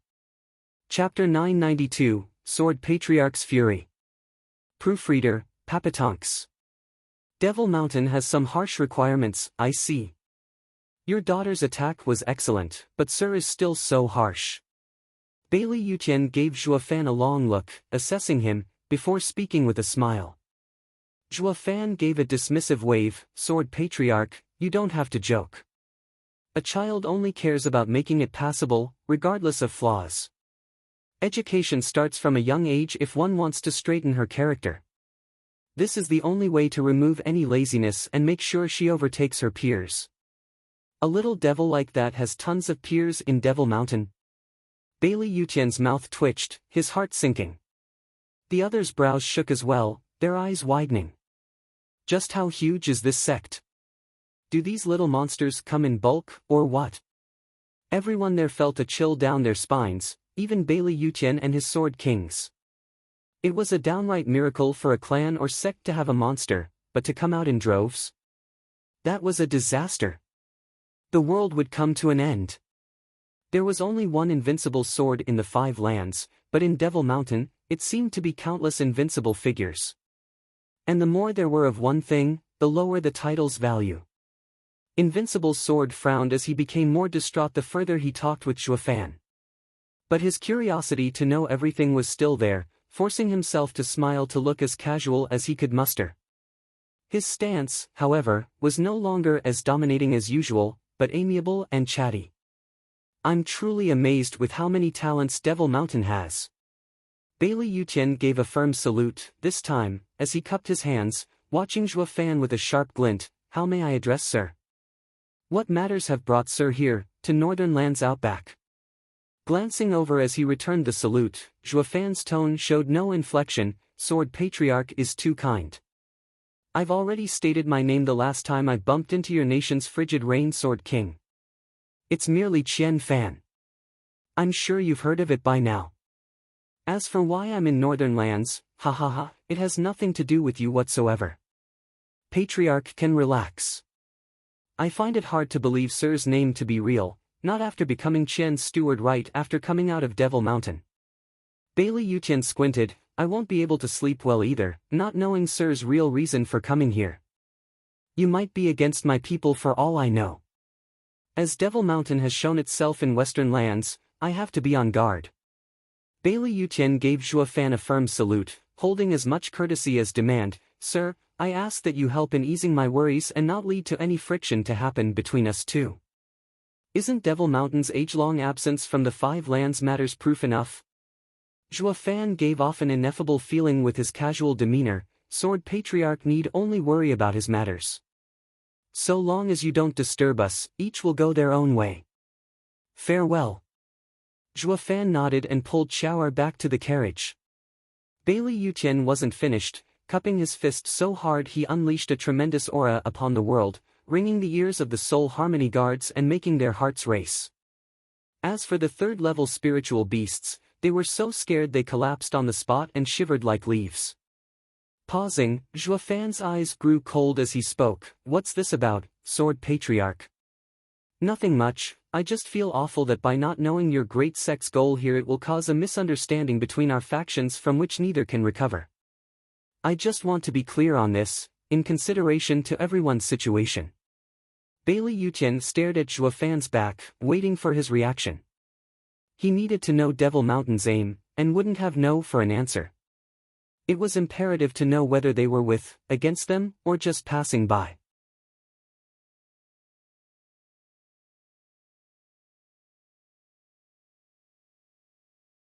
For the next time he would have to deal with Devil Mountain, he wouldn't be plagued with so many unknowns. His clasping hands were done harshly on the surface, to crush stones and the earth, but hid a softness within that didn't even hurt a fly, a calculative and subtle intent. For a 10,000-year-old monster, he had gone beyond being a martial fanatic, having gained a shrewder side over the ages. Zhuo Fan took a deep breath and nodded. Indeed, Sword Patriarch is undoubtedly right in this point. Devil Mountain doesn't want anyone to disturb us in this affair either. Ha ha ha, Sword Patriarch, you can relax knowing that our aim isn't the same as yours, you who want to unify the lands and take the 5 divine weapons. We are only after one thing, North Sea Demon. The North Sea Demon? Bailey Yutian and the 4 Sword Kings gasped. That same demon had wiped the floor with the best in northern lands, Ouyang Lingtian, on the same level as a Sword King. What made it worse, the demon did it in one blow too. Bailey Yutian believed it would be a hard battle even for him. By having fought with Ouyang Lingtian several times already, he had an idea where to place the sea demon, thus his current judgment. The 9 Sword Kings were nothing to him, but they could hold on for 5 hits at least, 10 for the most promising ones. The fact the sea demon beat up someone of that caliber in one strike showed just how strong it really was. Sure, 5 hits or 1 hit might sound semantics to the average man, but this slight difference belied the outrageous gap in strength. The 5 moves for the 9 Sword Kings was the utmost limit to Invincible Sword, one that he strove to improve despite the toil it entailed. Yet that sea demon could do it in one from the start. That was just insane. This meant the battle was over before it began. Like a 3-year-old meeting the demon, finished in one move. And the same applied to Profound Heaven Stage, Radiant Stage as well as the 9 Sword Kings. Maybe even Invincible Sword would be lumped in as well. The first move was insurmountable by all appearances. Only by overcoming this trial one could finally gauge the sea demon's strength. While Invincible Sword already felt confident he could do it. So he had come here with the intent to have a go at the demon, to see where he was, what he was missing and where he could improve. But now Zhuo Fan just stated the sea demon as his goal, stunning Invincible Sword, asking in haste, "Sir's aim is the sea demon. What are you going to do? Subdue him?" Zhuo Fan had no qualms about blurting out this huge lie, since there was no harm in talking big. The fact he said it with a straight face only made it more believable by everyone there, looking at him like he grew a second head. Invincible Sword gasped, "Subdue? But he is a monster that beat Ouyang Lingtian. Why can you do what he couldn't?" "Why?" Zhuo Fan smirked, "Because we're Devil Mountain." Zhuo Fan held shower as he walked to his carriage, leaving Invincible Sword dumbstruck. Is Devil Mountain that great? Have they reached such a level that they can deal with the savage sea demon like nothing for him to be so casual about it? Invincible Sword's eyes shook, feeling against this outcome, shouting, "Wait." Zhuo Fan paused once more, turning his head around, and saw Invincible Sword's anger on his face. "What is it, Sword Patriarch? Is there something else you need? Everyone knows of the North Sea Demon's savagery and even I have reservations of meeting him." Bailey Yutian's eyes shone as his face was cold, releasing his aura to the extent the world dimmed, as purple lightning crackled now and then. "Judging how light Sir is taking this endeavor, it must mean it's just that easy for you. It is hard for me to accept this outcome. Since Sir has such ability, why not letting me have a try first?" The thunder rumbled louder now as the sky took a purple hue with purple sword energy flashing all over. Bailey Yutian's bloodthirst spiked, making the air shimmer and giving the feeling the world was ready to be torn apart. Bailey Yu's ever-present silver energy up till now was gone in a blink, swallowed by these devastating purple flashes. Invincible sword finally struck with unspeakable might. He had dominated the world's power, giving nothing for even the 9 sword kings to grasp. This was the berserk power of the one called Invincible Sword, the best in the lands. Everyone gasped, with the sword kings falling back to avoid the stray lightning. Their patriarch was about to fight. The guards, however, were scared witless, cowering in the corner of the carriage, while the dozen third-level spiritual beasts closed their eyes hard, not daring to even look. Zhuofan and his daughter were the only ones unfazed by the old man's show of force, yet their eyes spoke of the chill inside, as if he was a dead man.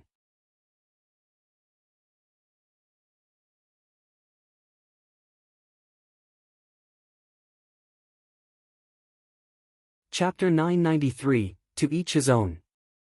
Chapter 993, To Each His Own. Proofreader, Papatonks. The cold eyes of Bailey Yutian bore into the calm face not far from him, unleashing the rage and power of an undefeated war god, of a being no one could oppose. Zhuofan simply stood in the savage winds with a flat look and eyes so dead one might think nothing held any value to him.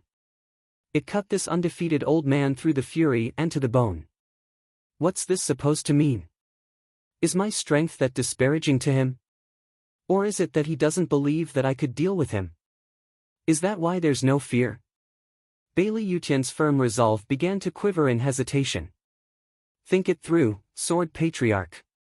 Zhuofan's dull tones sounded in his ears. By order of Master, we've come for the sea demon to take it back to the sect and watch the door and not get involved in the secular world's problems, or your nation's affairs.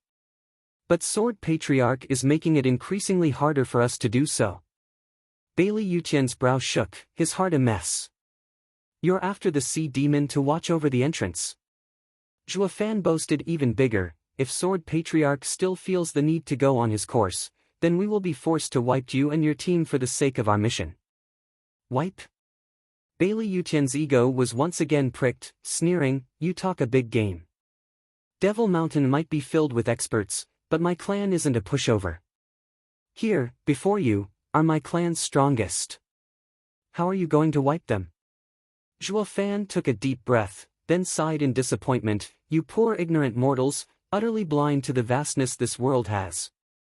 I had some hope for you, who stand at the top of the mortal domain, expecting you to at least glimpse into the truth, but you just proved to me how utterly clueless you are of your inferiority, and with such arrogance too.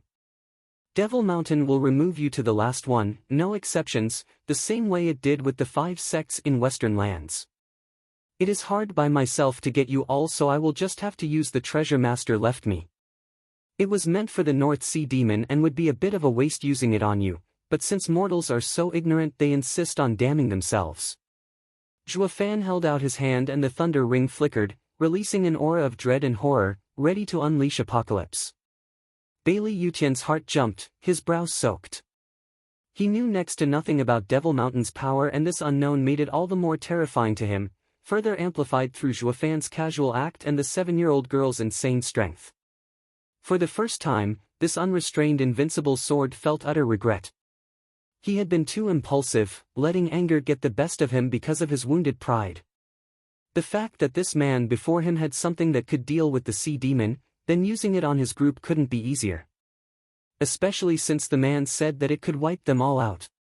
Bailey Yutian was sweating buckets, with his sword kings looking grave and scared as they staggered backward.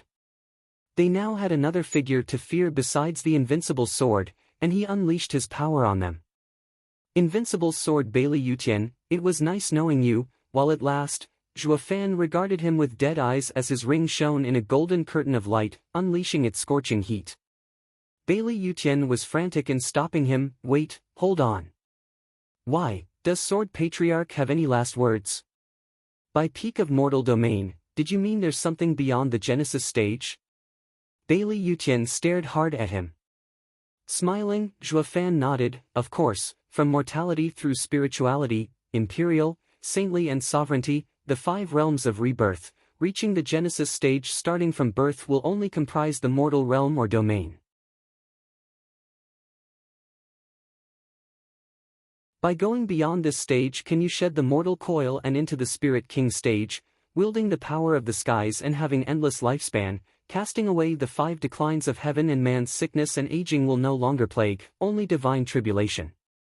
And this is but the first and meager step on the path of true cultivation. And by stepping into the sovereign stage, you shall be immortal, undying and indestructible. Those reaching such fabled profound cultivation have been few and far in between.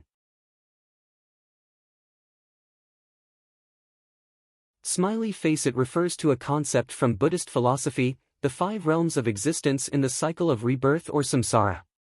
Each realm is associated with a particular type of existence and level of consciousness: the realm of gods, heaven, realm of humans, realm of animals, realm of hungry ghosts, and the realm of hell. There's a stage that high. Bailey Yutian shuddered at the news, while the other Sword Kings were left speechless.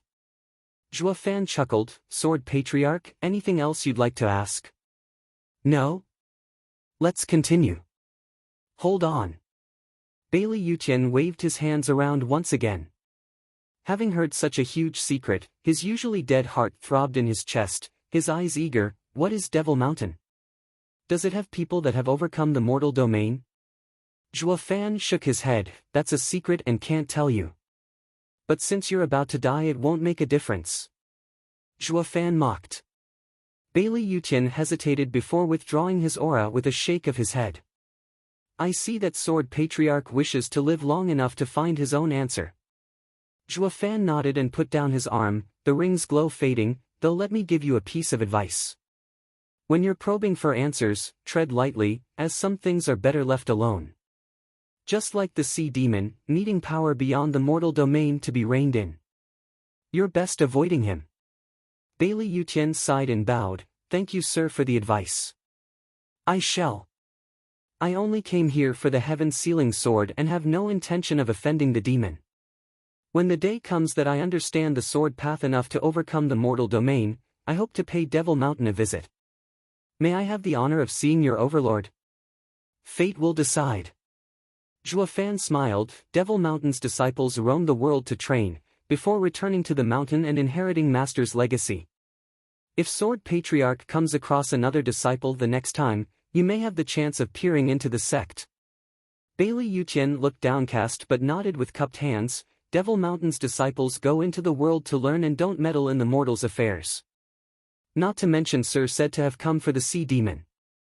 To each his own, right? Bailey Yulei's heart sank as he looked at Bailey Yutian, but lowered his head. While it looked like an agreement, it was more of a request, one coming from the land's strongest invincible sword. This would have never happened ever. Bailey Yutian was a man of immense pride.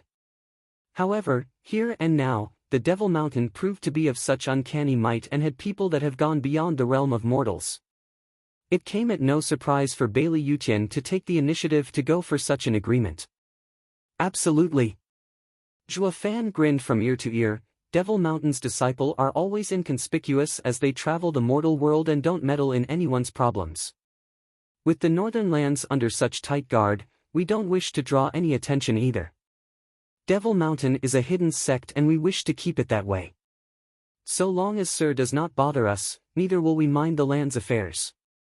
Bailey Yutian eased a breath, finally at ease.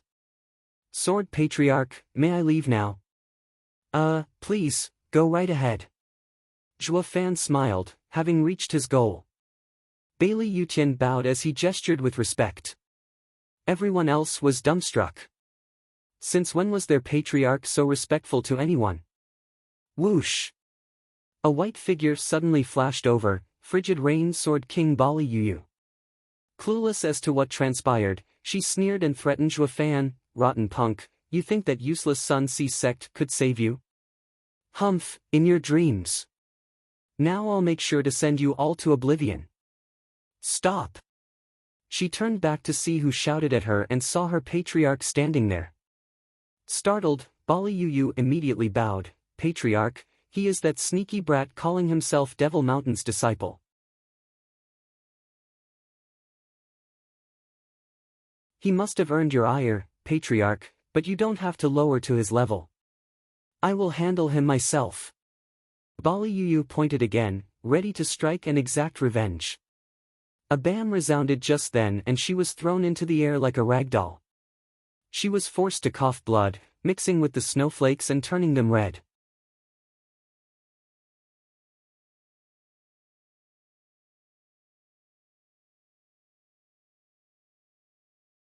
Chapter 994, Sword King Joining In. Chapter 994, Sword King Joining In. Proofreader, Papatonks. The soft figure rested harshly on the white and red feathery snow, jerking now and then as Bali Yuyu cranked her head up to see Bailey Yutian's icy and reproachful glare meeting hers. Patriarch, why? Bailey Yuyu was utterly confused. Bailey Yulei sighed and walked over to help her up. Bailey Yutian's icy tone came again. Yulei, who said you can go? Bailey Yulei flinched and halted with another sigh. He gave one sad look to Bailey Yuyu and shook his head before going back to his spot. Things have changed. Patriarch finds the kid untouchable now, but you just had to raise your hand. That dreaded power from his ring aside, just his expounding on the realms of cultivation is enough to have Patriarch change his mind about attacking him, let alone us. He truly is an untouchable deep mystery. It was the unanimous answer they all reached, with only Bailey Yuyu, the new arrival, being in the dark still. Sister Yuyu, are you all right? Looking from her to the Patriarch, Zhuofan smiled and walked over with a helping hand to Bailey Yuyu. Don't mind it. If others won't help you, I will, ha ha ha. Pa! Bailey Yuyu slapped his hand away and glared with hatred. Beat it. Yuyu. Bailey Yutian glared. Is this how you thank Sir Qian's consideration? I don't remember ever having such a rude and brash clansman. Should I get my whip? Bailey Yutian cupped his hands to Zhuofan. Sir, she's always like this, stubborn and rude. Please don't mind it. It's fine. What sort of king would the 9 sword kings be if they don't have some form of pride? Ha ha ha. Zhuofan clapped as he laughed, then returned the gesture. Sword Patriarch, since we've reached an accord, it's time for me to go. Zhuofan took Chao back. Bailey Yutian's eyes darted all over in thought, then he shouted, Sir, I'd be most conflicted if I don't at least make up for Yuyu's crass behavior. Why don't I let Yuyu accompany you, helping Sir in his mission? That should make up for all her transgressions. What do you say? You want me, with him? Patriarch. Bailey Yuyu shrieked and looked from Zhuofan to Bailey Yutian, her eyes gleaming and begging for mercy. Bailey Yulei shuddered from disbelief. What's Patriarch after? Zhuofan paused again just as he was about to take the first step on the carriage. He looked back at Bailey Yutian with sparkles in his eyes and a beaming smile. Sword Patriarch, I am very much thankful for that, but I'm used to going alone. It'll be awkward having a travel partner out of nowhere. Also, it'll be so strange to have a great and revered Sword King as a mere travel buddy. Sir, please don't refuse my good intentions. Bailey Yutian waved nonchalantly and said gravely, Sword King Yuyu is strong enough to give Sir no trouble at all. In the case that something does happen, Sir can just ignore it and leave it to her. I don't have Sword Kings that can't even look after themselves. As for status, ha ha ha, in my eyes Sir is far nobler. Please don't shun my deepest sincerity, Sir. Zhuofan looked pensive. That's not exactly good. Sir, if you refuse, you're making me look bad. Bailey Yutian huffed in fake anger. We've reached an agreement to stay out of each of our ways, but by refusing me now is disrespecting me. I will even take it as a provocation. I can't vow I'll be a complete bystander when things get tough for you in your mission, Sir. I've gotten used to being reckless, and regardless of the 5 divine swords, I don't shy away from being self-destructive sometimes. But if I'm rash, could Sir be as well? What would your honorable master say? Zhuofan gave him a long look then shook his head. Sword Patriarch is quite persistent with his help. That am I perhaps obliged to accept? Or is it that regardless of the price you'll pay, you'd still choose to be my enemy? That's exactly the idea.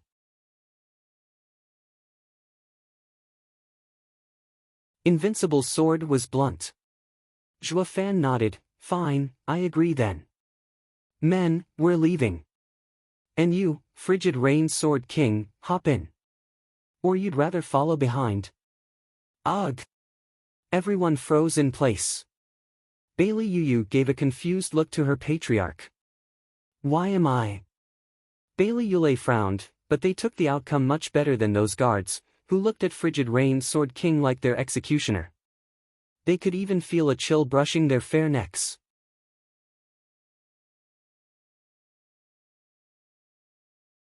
Zhuo Fan hopped in first, with the guards rushing behind him. Bailey Yutian glared at Bailey Yu. Don't just stand there, follow Sir Qian. You are to listen to his every word, you hear? Or you'll have to answer to me, is that clear? Bailey Yu's face twisted. How on earth did it turn from hounding him to following him? But orders were orders and she had to bend a knee. After squeezing all that anger and hatred and who knew what deep inside, she bowed with cupped hands. Yes, Patriarch, I obey. Bailey Yu entered the carriage and the spiritual beasts were soon moving, taking their masters deeper into the snowstorm. Bailey Yulei walked next to Bailey Yutian. Patriarch, why would you insist for Yu to be by his side? What are you after? Patriarch wants to see the real ability of Devil Mountain, knowing that the next objective would most likely be it. The Crown Prince smiled from the side. Nodding, Bailey Yutian sighed. Crown Prince is sharp to see my intentions. On my journey, I have formed a sect, gathered experts, built an empire, everything a true man of power would do, I have done it. With the 5 lands on the verge of being won, my only adversary would be heaven, to challenge my understanding of Tao. But with how vast it is, the difficulty is just as high. It never occurred to me that a new objective sprung up, a hidden sect, Devil Mountain. The world has 5 more stages for us. The more I think about it, the more I regret taking it easy all these years. That's why I had Yu go with him, just so that I can assess their ability and not challenge them. I want to know the gap between us. Once I reach the peak once more, I'll visit Devil Mountain and have a glorious fight with Overlord and 9 Serenities. I will become a true invincible sword. Bailey Yutian's eyes shone with savagery, his knuckles white. As the 4 carriages rumbled on through the heavy snowstorm, the dozen third-layer spiritual beasts puffed steam with every step, ice slowly forming on their bodies and hindering their movements. While the outside was frosty and dead, spring blossomed within one particular carriage. The guards looked at each other, tense, afraid to even breathe too loud. Bailey Yu glared at them with a cold smile of disdain. Send word to the Qian clan to give us another token with a believable cover for Miss Yu. Zhuo Fan glanced at them. They jerked and said, Sir, you actually. Yes, she's coming with us. While the next sects she can just avoid, once we reach the shores of the North Sea, entering the Sea Bright sect will be mandatory. Glancing at the frosty Bailey Yu, Zhuo Fan looked at the rest. She'll end up in pieces barging in as she is. Even a sword king will find plenty of others at her level with how deep within the land we go, ha ha ha. The others hesitated. Sir, that's not it. What I mean is, if you really want to bring her along. Well, I don't. Bailey Yu butted in. The only reason I'm here is because the Patriarch said so. Even if it comes to the Sea Bright sect, I have my ways of bypassing it. Zhuo Fan gave her a long look and nodded. I know you do, but you're with me now and follow my orders. That's a must. Ha, what a joke. Then there's the door. Go tell Invincible Sword that I don't need an insubordinate flunky. He should first educate his people better before sending them to me. Zhuo Fan snapped. Everyone shuddered in fear, not because of Zhuo Fan's anger, but dreading the witch exploding anytime soon. She won't snap and kill us all, right? Though it was clear by Zhuo Fan's words, that they hit Bailey Yu's sore spots. Bailey Yu put on a dark look and gnashed her teeth before growling, do what you want and I'll do whatever, humph. Zhuo Fan smirked with confidence.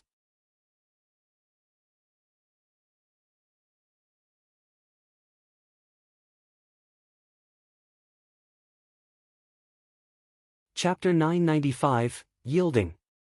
Chapter 995, Yielding. Proofreader, Papatonks. An awkward silence dominated. As the carriage rushed between the snowflakes, the mood inside was strained, to say the least. Ever since Frigid Rain Sword King joined the party, the others felt as if a viper was looming over them, shivering constantly. They were so on edge, they didn't even twitch, or breathe too loud with their now red faces from strain. Bailey Yu was casual, like nothing had anything to do with her. Just that she sometimes gave a disparaging smirk to them and to Zhuofan, who she abhorred. Just why the hell did Patriarch even send me along? Invincible Sword resumed to hide his tracks, and the men from Sun Sea sect aren't pursuing out of fear of the witch. All is quiet. Zhuofan sighed and spoke as he looked at the endless snow outside. Bailey Yu shot him a piercing glare. I'm right here, and yet he has the nerve to call me a witch? If it weren't for Patriarch's order, ugh.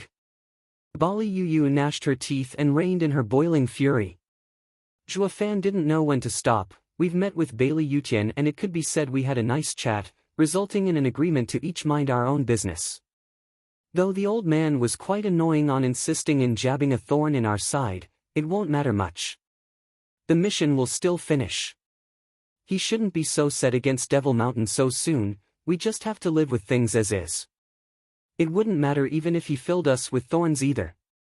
The rest were sweating buckets the further he talked to himself. They just kept hinting at him to stop with painful faces. Dude, that's private talk between brothers. Why do you insist on saying it to the enemy? Are you suicidal? This is a Sword King we're talking about here. You might find life boring, but don't drag us down as well. Bam! It came at no surprise that Bailey Yu's short temper quickly ran out under Zhuofan's repeated disdain. She made a hard face at him and cursed, "Watch your mouth. There's a limit to my patience." The others shuddered as the witch spewed hellfire. Ha ha ha, yeah, if you had any patience you wouldn't be a Sword King. Zhuofan just kept on going, but now you're in my employment and you'll have to suck it up no matter how little you have. You best not forget Patriarch's words. He gave you a mission when he sent you to me. It would be a shame to go back empty-handed, no? I've seen the old coot's style and I'm pretty sure he won't let it go just 'cause you're a Sword King, haha. Bailey Yu balled her fists at his mocking grin, spatting, I don't even know what Patriarch wants me to do, but you do. Of course, and so do you. I do? It's public knowledge, actually. Zhuofan gave a vague smile that had her confused. Then why do I still not know what it is? Zhuofan beamed and turned to Chower, fiddling with her eagle mask. Chower, would you be so kind to share with this old crone what the geezer wants from her? Glaring at him, Bailey Yu's anger spiked, but she turned to Chower with a questioning gaze. Have you gone senile already? We just heard him say it. Chower rolled her eyes, annoyed someone had to disturb her fun. Sticking out her lower lip, the old guy said to listen to your every word. That's her mission. Well, ain't it your mission, senile biddy, ha ha ha, Zhuofan mocked as he glanced at Bailey Yu. The others were still very much afraid of Bailey Yu's savage wrath, but even they had to stifle a laughter at that. Bailey Yu's face twitched, going beet red, and yanked at Zhuofan's clothes and shouting in his face, "You're toying with me. Oh my, you better watch your tone. Bailey Yutian had you hang on my every word, not touch me. You're best worrying about finishing the geezer's task and not getting punished instead." Patting her hand, Zhuofan mocked her still. She was so furious she wanted to slap him into the afterlife.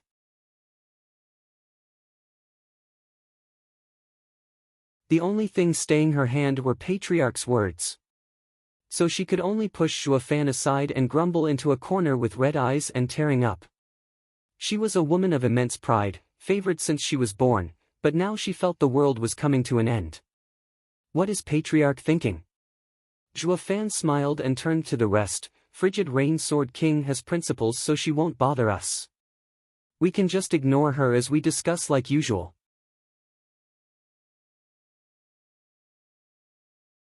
Our goal differs from the central area anyway, so it won't hurt us at all. The guards looked from him to the teary Bailey Yu and nodded, feeling their admiration for Zhuofan soaring. This lord is incredible, shaking off the likes of Invincible Sword and the 9 Sword Kings with mere words. That worked in removing Bali Yuyu's threat, almost, and the mood became more natural.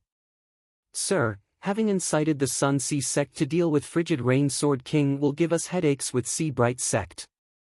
How should we proceed? One guard spoke his due. Zhuofan merely smiled, not to worry, I only stirred them back there, and not had them pushed to attack. Without any evidence, they can't do anything to us. You're the one who made them stop me. Bali Yuyu jerked her head around, her eyes still having traces of tears. Zhuofan was quite blunt, yep, it was becoming a pain to have you constantly on our tail and ruining our stuff, so we let it slip to those guys about you to stall you.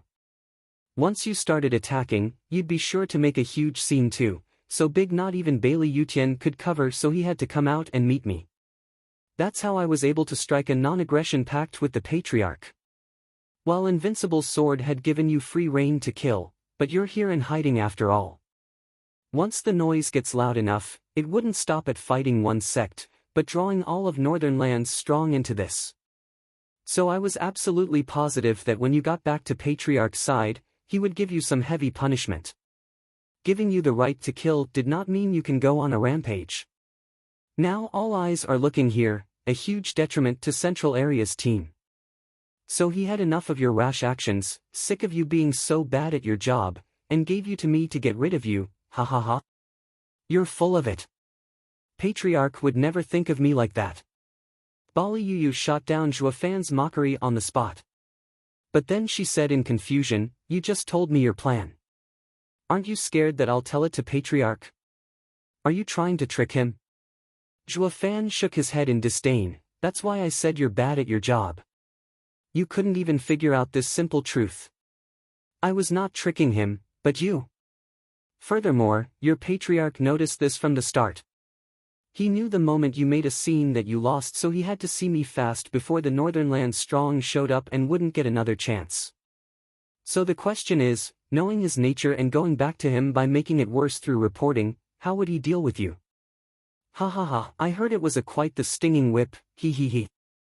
Bali Yuyu grimaced as she gnashed her teeth, you're as despicable as that conniving Bailey Jingwei. Zhuofan merely stared at her with bright eyes. He knew exactly why Bailey Yutian got this Sword King to watch him, to see the limits of Devil Mountain. But with such a strong asset around, it would be a damn shame not to use it. His mind was now filled of countless ideas how things might evolve or devolve. Over the next 3 days, the carriages had rode without any issues, only making a stop on the morning of the 4th day, when a guard perked up at the road ahead. Sir, that's Galefrost Town. We have a shop here we can use to contact Qian clan and give Frigid Rain Sword King a cover.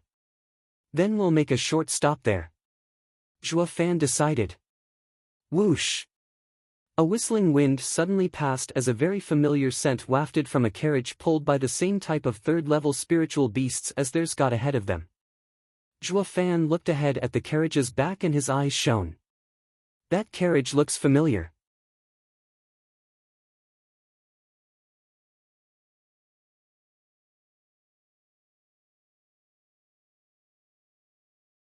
Chapter 996, Meeting Immortal Healer Again. Chapter 996, Meeting Immortal Healer Again. Proofreader, Papatonks. The guard noticed Zhuofan's blank look and looked at the carriage going into the snowstorm. Sir, these carriages are common. Is there something wrong? Nothing, just very familiar. Zhuofan was in a dilemma, I just can't place where I've seen it. Bailey Yuyu used this chance to mock him, you rotten man, did you have too many old flames to remember them all? Old flames? Did you ever see a man driving such a fragrant carriage then? Humph, Sir Qian, you sure know how to spread your love. Bailey Yuyu patronized. The other men sniffed the air and picked up the scent. The notion hit them as well, but kept it to themselves with lowered heads. Though they still smiled. A woman? Zhuofan thought hard for a bit then exclaimed, oh, it's them. Who, a lover on the side? My auntie. Smiley face, it can also mean father's concubine. Bailey Yuyu capitalized on this chance to mock him. Chao's eyes lit up as well as she played along. While Bali Yu hated Zhuofan's guts, she ended up finding a friend in the small child, the two growing close these days. Men never were able to unravel a woman's mind. The two girls became fast friends in no time, with Bali Yu leading Chowers astray, pulling pranks together against Zhuofan. Zhuofan ignored all that and said, "When young Sanzi got hurt, the lady inside saved him by sheer coincidence and I've yet to thank her. I have to go say hello and figure out a way to repay the favor and not be left owing anyone anything." You owe them a favor, so why the long face? Why on earth are you scared you may never return it instead? Getting the picture, Bailey Yu was baffled how this cunning and shrewd man would look at favors with such gravity, restless all the time unless he returned them. This was a first for her. Chower waved her hand with a smile. "Sister Yu, that's just how Dad is, always clear on favors and hatreds. My brother had the fortune to be rescued and my dad used the chance to swindle them out of a treasure and must now be feeling guilty. They saved your son and you robbed them." Bali Yu's face twitched, changing the way she looked at him, filled with disdain. "I knew you were bad and this proves it, repaying kindness with malice." Zhuofan sighed with a shake of his head. "I just thought that 20 million sacred stones in exchange for a bit of North Sea gel would be a sky-high price, returning the favor. But not only did I not return what I owed, but ended up finding out that I took something worth 50 million sacred stones instead. Curses, how was I supposed to know that thing is so great? It looks as if I strong-armed them, filling me with guilt." Frigid Rain Sword King cocked her head with a wide smile and a roll of her eyes. "Here I was thinking you're a conniving man, but now I know you're just a dumb fool. Who in their right mind would ever weigh the North Sea gel in sacred stones? How was I supposed to know?" Zhuofan rolled his eyes, calling the driver, "Hurry up and catch up to that carriage. Don't surprise them and make things worse either." The man nodded and sped up, Bali Yu cocking an eyebrow at him with a smirk. "You sure go the extra mile when it comes to your saviors, devious man, even worried you might startle them. I just can't tell if you're nice or pure evil. Devil Mountain does have an evil vibe, but does it raise demons or saints?" Picking up on her angle to squeeze info about Devil Mountain from him, Zhuofan didn't fall for it, returning a mysterious smile. Bali Yu's face fell and cursed. Chower grabbed her hand before she could, giggling, "Sister Yu, don't make that long face, you look so much better with a smile." "Yeah, young Miss Chower is right. Frigid Rain Sword King's smile is like a warm spring rain, ha ha ha," one guard teased.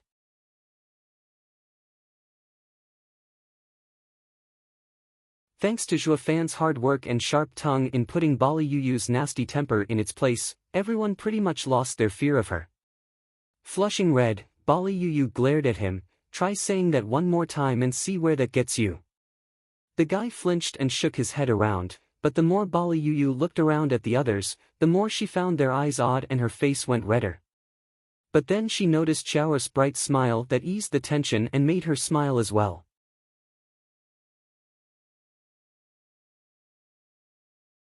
She was one of the 9 Sword Kings, Frigid Rain Sword King. No one had ever said that she had a smile like warm rain. The ever-present frost and ice in the north begins to thaw under the warm sun's rays. Spring has come. Zhuofan gave his 2 cents as he looked from Bali Yu to the icy world outside with a sigh.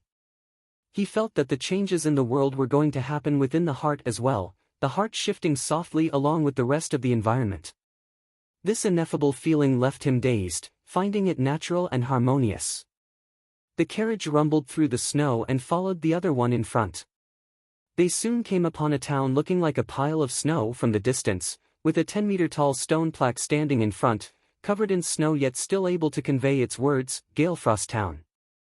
All the carriages stopped and the driver said, "Sir, the carriage in front has stopped in Galefrost Town as well. We'll be spotted if we follow it in. What should we do?" "You guys get Frigid Rain Sword King her token and I will find the carriage myself. We'll meet outside town." Zhuofan spoke and reached out to Bali Yu. "Take out your jade slip with your aura signature so they can do their job." Bali Yu pouted, "There's no need for that." "Is that what Miss Yu will say to Sword Patriarch?" "Fine, here." Bali Yu huffed and threw out a jade slip. While still difficult, she at least lost her murderous glares from the start. These few days of chatting had helped in smoothing things over. Zhua Fan gave the token to a guard, then he took Chow out. Miss Yu, will you go with us or them? We'll be meeting back outside town anyway. I'm going with Chow, humph. Bali Yu stuck out her nose as she jumped off the carriage, taking Chow and going ahead, leaving the rest shaking their heads. The rest of the carriages stopped as well, and Zhua Fan went to catch up to the girls. It was hard to see Bali Yu's expressions clearly in the dim-lit carriage, but now, in full daylight and snowy fields, her red swelling cheek was quite conspicuous. Zhua Fan rushed over. Miss Yu, it's been a week since we first saw each other, so how come your face isn't healed yet? It will stay like this until Patriarch says otherwise. Bali Yu was stubborn. Sighing, Zhua Fan said, but you're with me now. What will people think seeing you like that? Does it give the wrong impression? If only. It'll only make things worse. Now that I'm going to give thanks, your Patriarch will think I did this to you. How do you think it'll reflect on me? You don't care about face, but I do. Bali Yu giggled. Fine, I'll just let your saviors see me, see just what kind of man you are. It should at least make them think twice about saving such an evil brute, he. You still say I'm evil? Heal it already, or just wait in the carriage. Zhua Fan's face fell as he demanded. Sticking out her tongue, Bali Yu was being childish for once, not happening. I'll be sure to wipe the floor with your name in front of your saviors so you won't get to repay the favor. What are you gonna do about it? Ha ha ha, you kept pushing me every time you got the chance on our way here, now it's my turn, ha ha ha. Zhua Fan's hand shone green and looked at her coldly. Bali Yu, I'll just do your face for you then. It's been ages since I last used Returning Dragon's Roar, and you'll make a fine subject. Zhua Fan's palm went for Bali Yu, straight for her swollen cheek, bubbling with vitality. Don't even try. With a sinister face, Bali Yu giggled and dodged. No matter how monstrous Zhua Fan was, he could do nothing against a Sword King. Zhua Fan and Bali Yu ran around Chow for 30 moves, with Zhua Fan never hitting her once. Chow was having a blast watching them and laughing. Bali Yu held Chow and laughed as well, feeling free for the first time in a long time.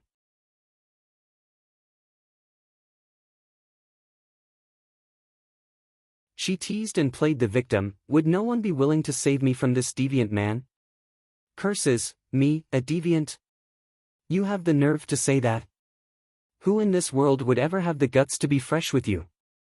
Panting, Zhua Fan glared. Stop this instant. I'm only going to touch it once. And you call it not being fresh? An icy voice echoed.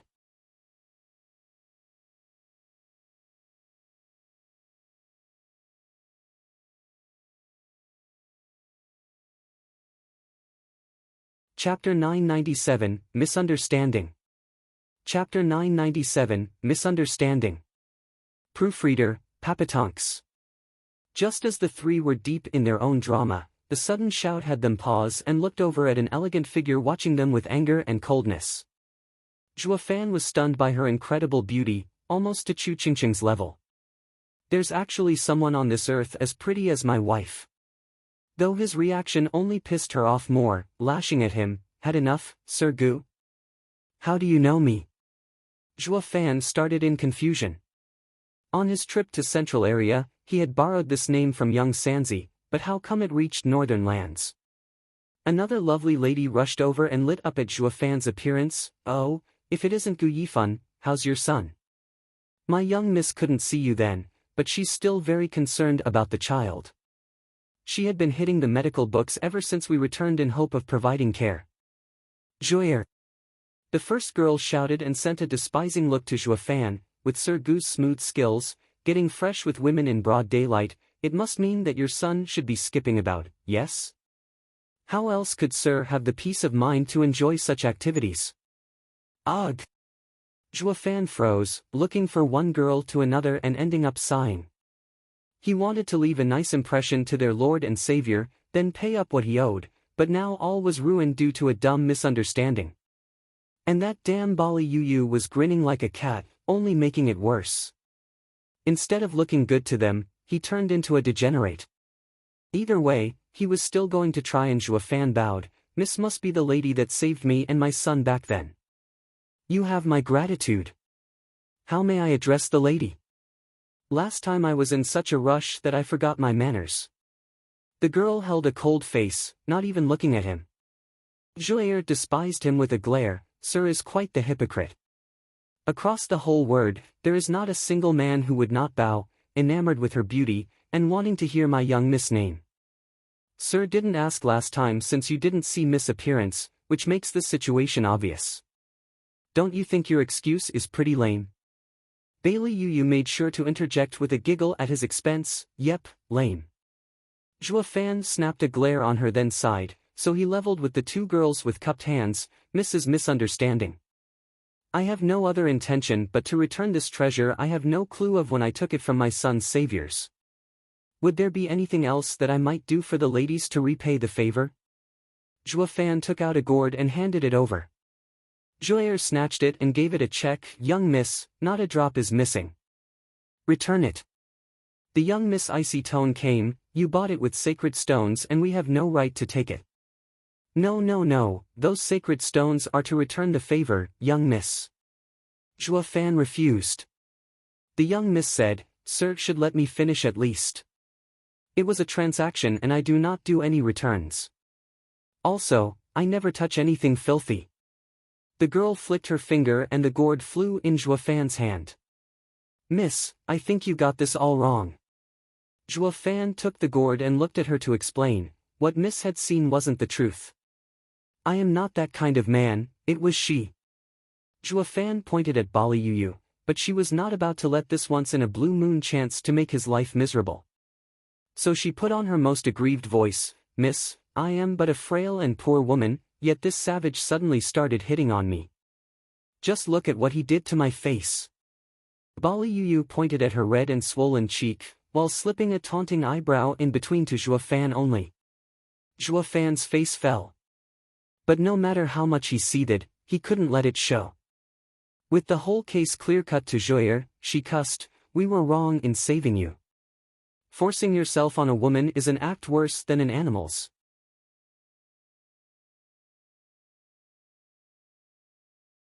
Please, girl, can't you see I have a daughter as well?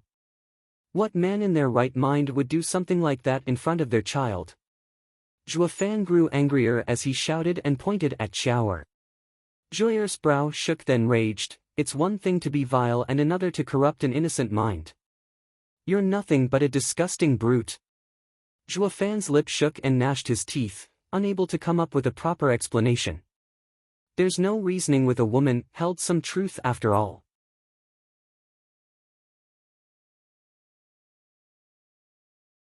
Regardless of the ironclad proof you held, they would still not believe you, giving you no chance of defending yourself. Zhuo Fan shook his head, pointing at Xiaoer, can't you just ask my daughter as to what happened? Gods, you even want to involve a sweet child into your filthy act? You call yourself a man? What could such a young child even understand? And you're now trying to get her to lie for you just to look good? Zhuo's imagination ran wild, in the wrong direction, twisting every word Zhuo Fan spoke. He gave a slight nod and sighed, fine then, miss, you're officially my strongest adversary. You win. Think what you want, I give up. Since you admit, then I can't ignore this. The First Lady shouted. Zhuo Fan shook his head. These broads want to force a confession out of me. So now you want to kill me since I admit it? Yes, the life I gave and the evil I sent out, will all be taken back personally. The girl's eyes flashed with murder as she struck at Zhuo Fan. Who? A biting wind whistled as the palm came, freezing the area around Zhuo Fan. Yet the sudden ice contained within it strange flames, turning it into a blistering furnace. Bali Yu cried out, Southern Land's high profound ranked martial art of the Morong clan, Glacial Blaze Palm. You're immortal healer Morong Shui. Morong Shui ignored her and her hand flicked. Whoosh! A cold wind had Zhuofan trapped in ice, with the flames within it roaming over his body. Whoosh! Morong Shui ignored Zhuofan's fate and turned to Bailey Yu with suspicion. You're no common lady to figure out my clan's greatest skill. You're not the victim here, are you? Ha ha ha, you know it's a lie yet you still killed him? If you'd have looked deeper you might have picked up on the clues and not have killed the wrong person. With a sinister grin, Bailey Yu sighed and patted Shower's head. Everyone says the Morong clan is righteous beyond fault, saving lives left and right, but then you start killing innocents, leaving this poor child an orphan to wander the cruel world all alone. But you can just come with me now, hi. Morong Shui gave her a cold smile. My clan always strikes with purpose. It doesn't matter even if you're at fault today, but he had unleashed a disaster in the central area, killing countless innocents. I have now rid the world of this evil, upholding the Morong clan's honor. Central area? Bailey Yu squinted and then exclaimed, you mean Serene Shore's trading's matter was his doing? He really did a number on all those imperial officials. I had totally underestimated him. Looking from her to Chower, Morong Shui spoke coldly, I am a responsible person and will deal with the consequences myself. I think you're not very nice either, so the innocent child needs someone to guide her. Since I killed her father, I will take her with me and raise her. I'd hate to trouble you. You think it's that easy? We've gotten very close these days and won't accept strangers. Bali Yu gave a sneer. Morong Shui's aura flared. I take it that Miss wants to settle this with violence? Stop dawdling and attack if you want. You're not your brother anyhow. You're nothing to me. Bali Yu's smile turned sinister. While the two were having a fit over who got custody of Zhuofan's daughter, Chower looked surprisingly calm about this. Sometimes looking over at Zhuofan in icy hell and noticing a trace of the black thunder flames swirling around. You're tuning into the Passion Pages YouTube channel. We're so grateful for your support and don't forget to subscribe to join us on this incredible journey through captivating stories. Your generosity through donations truly makes a world of difference, as it's the primary source of revenue that allows me to expand and enhance this channel for you. Thank you from the bottom of my heart for being a part of this adventure.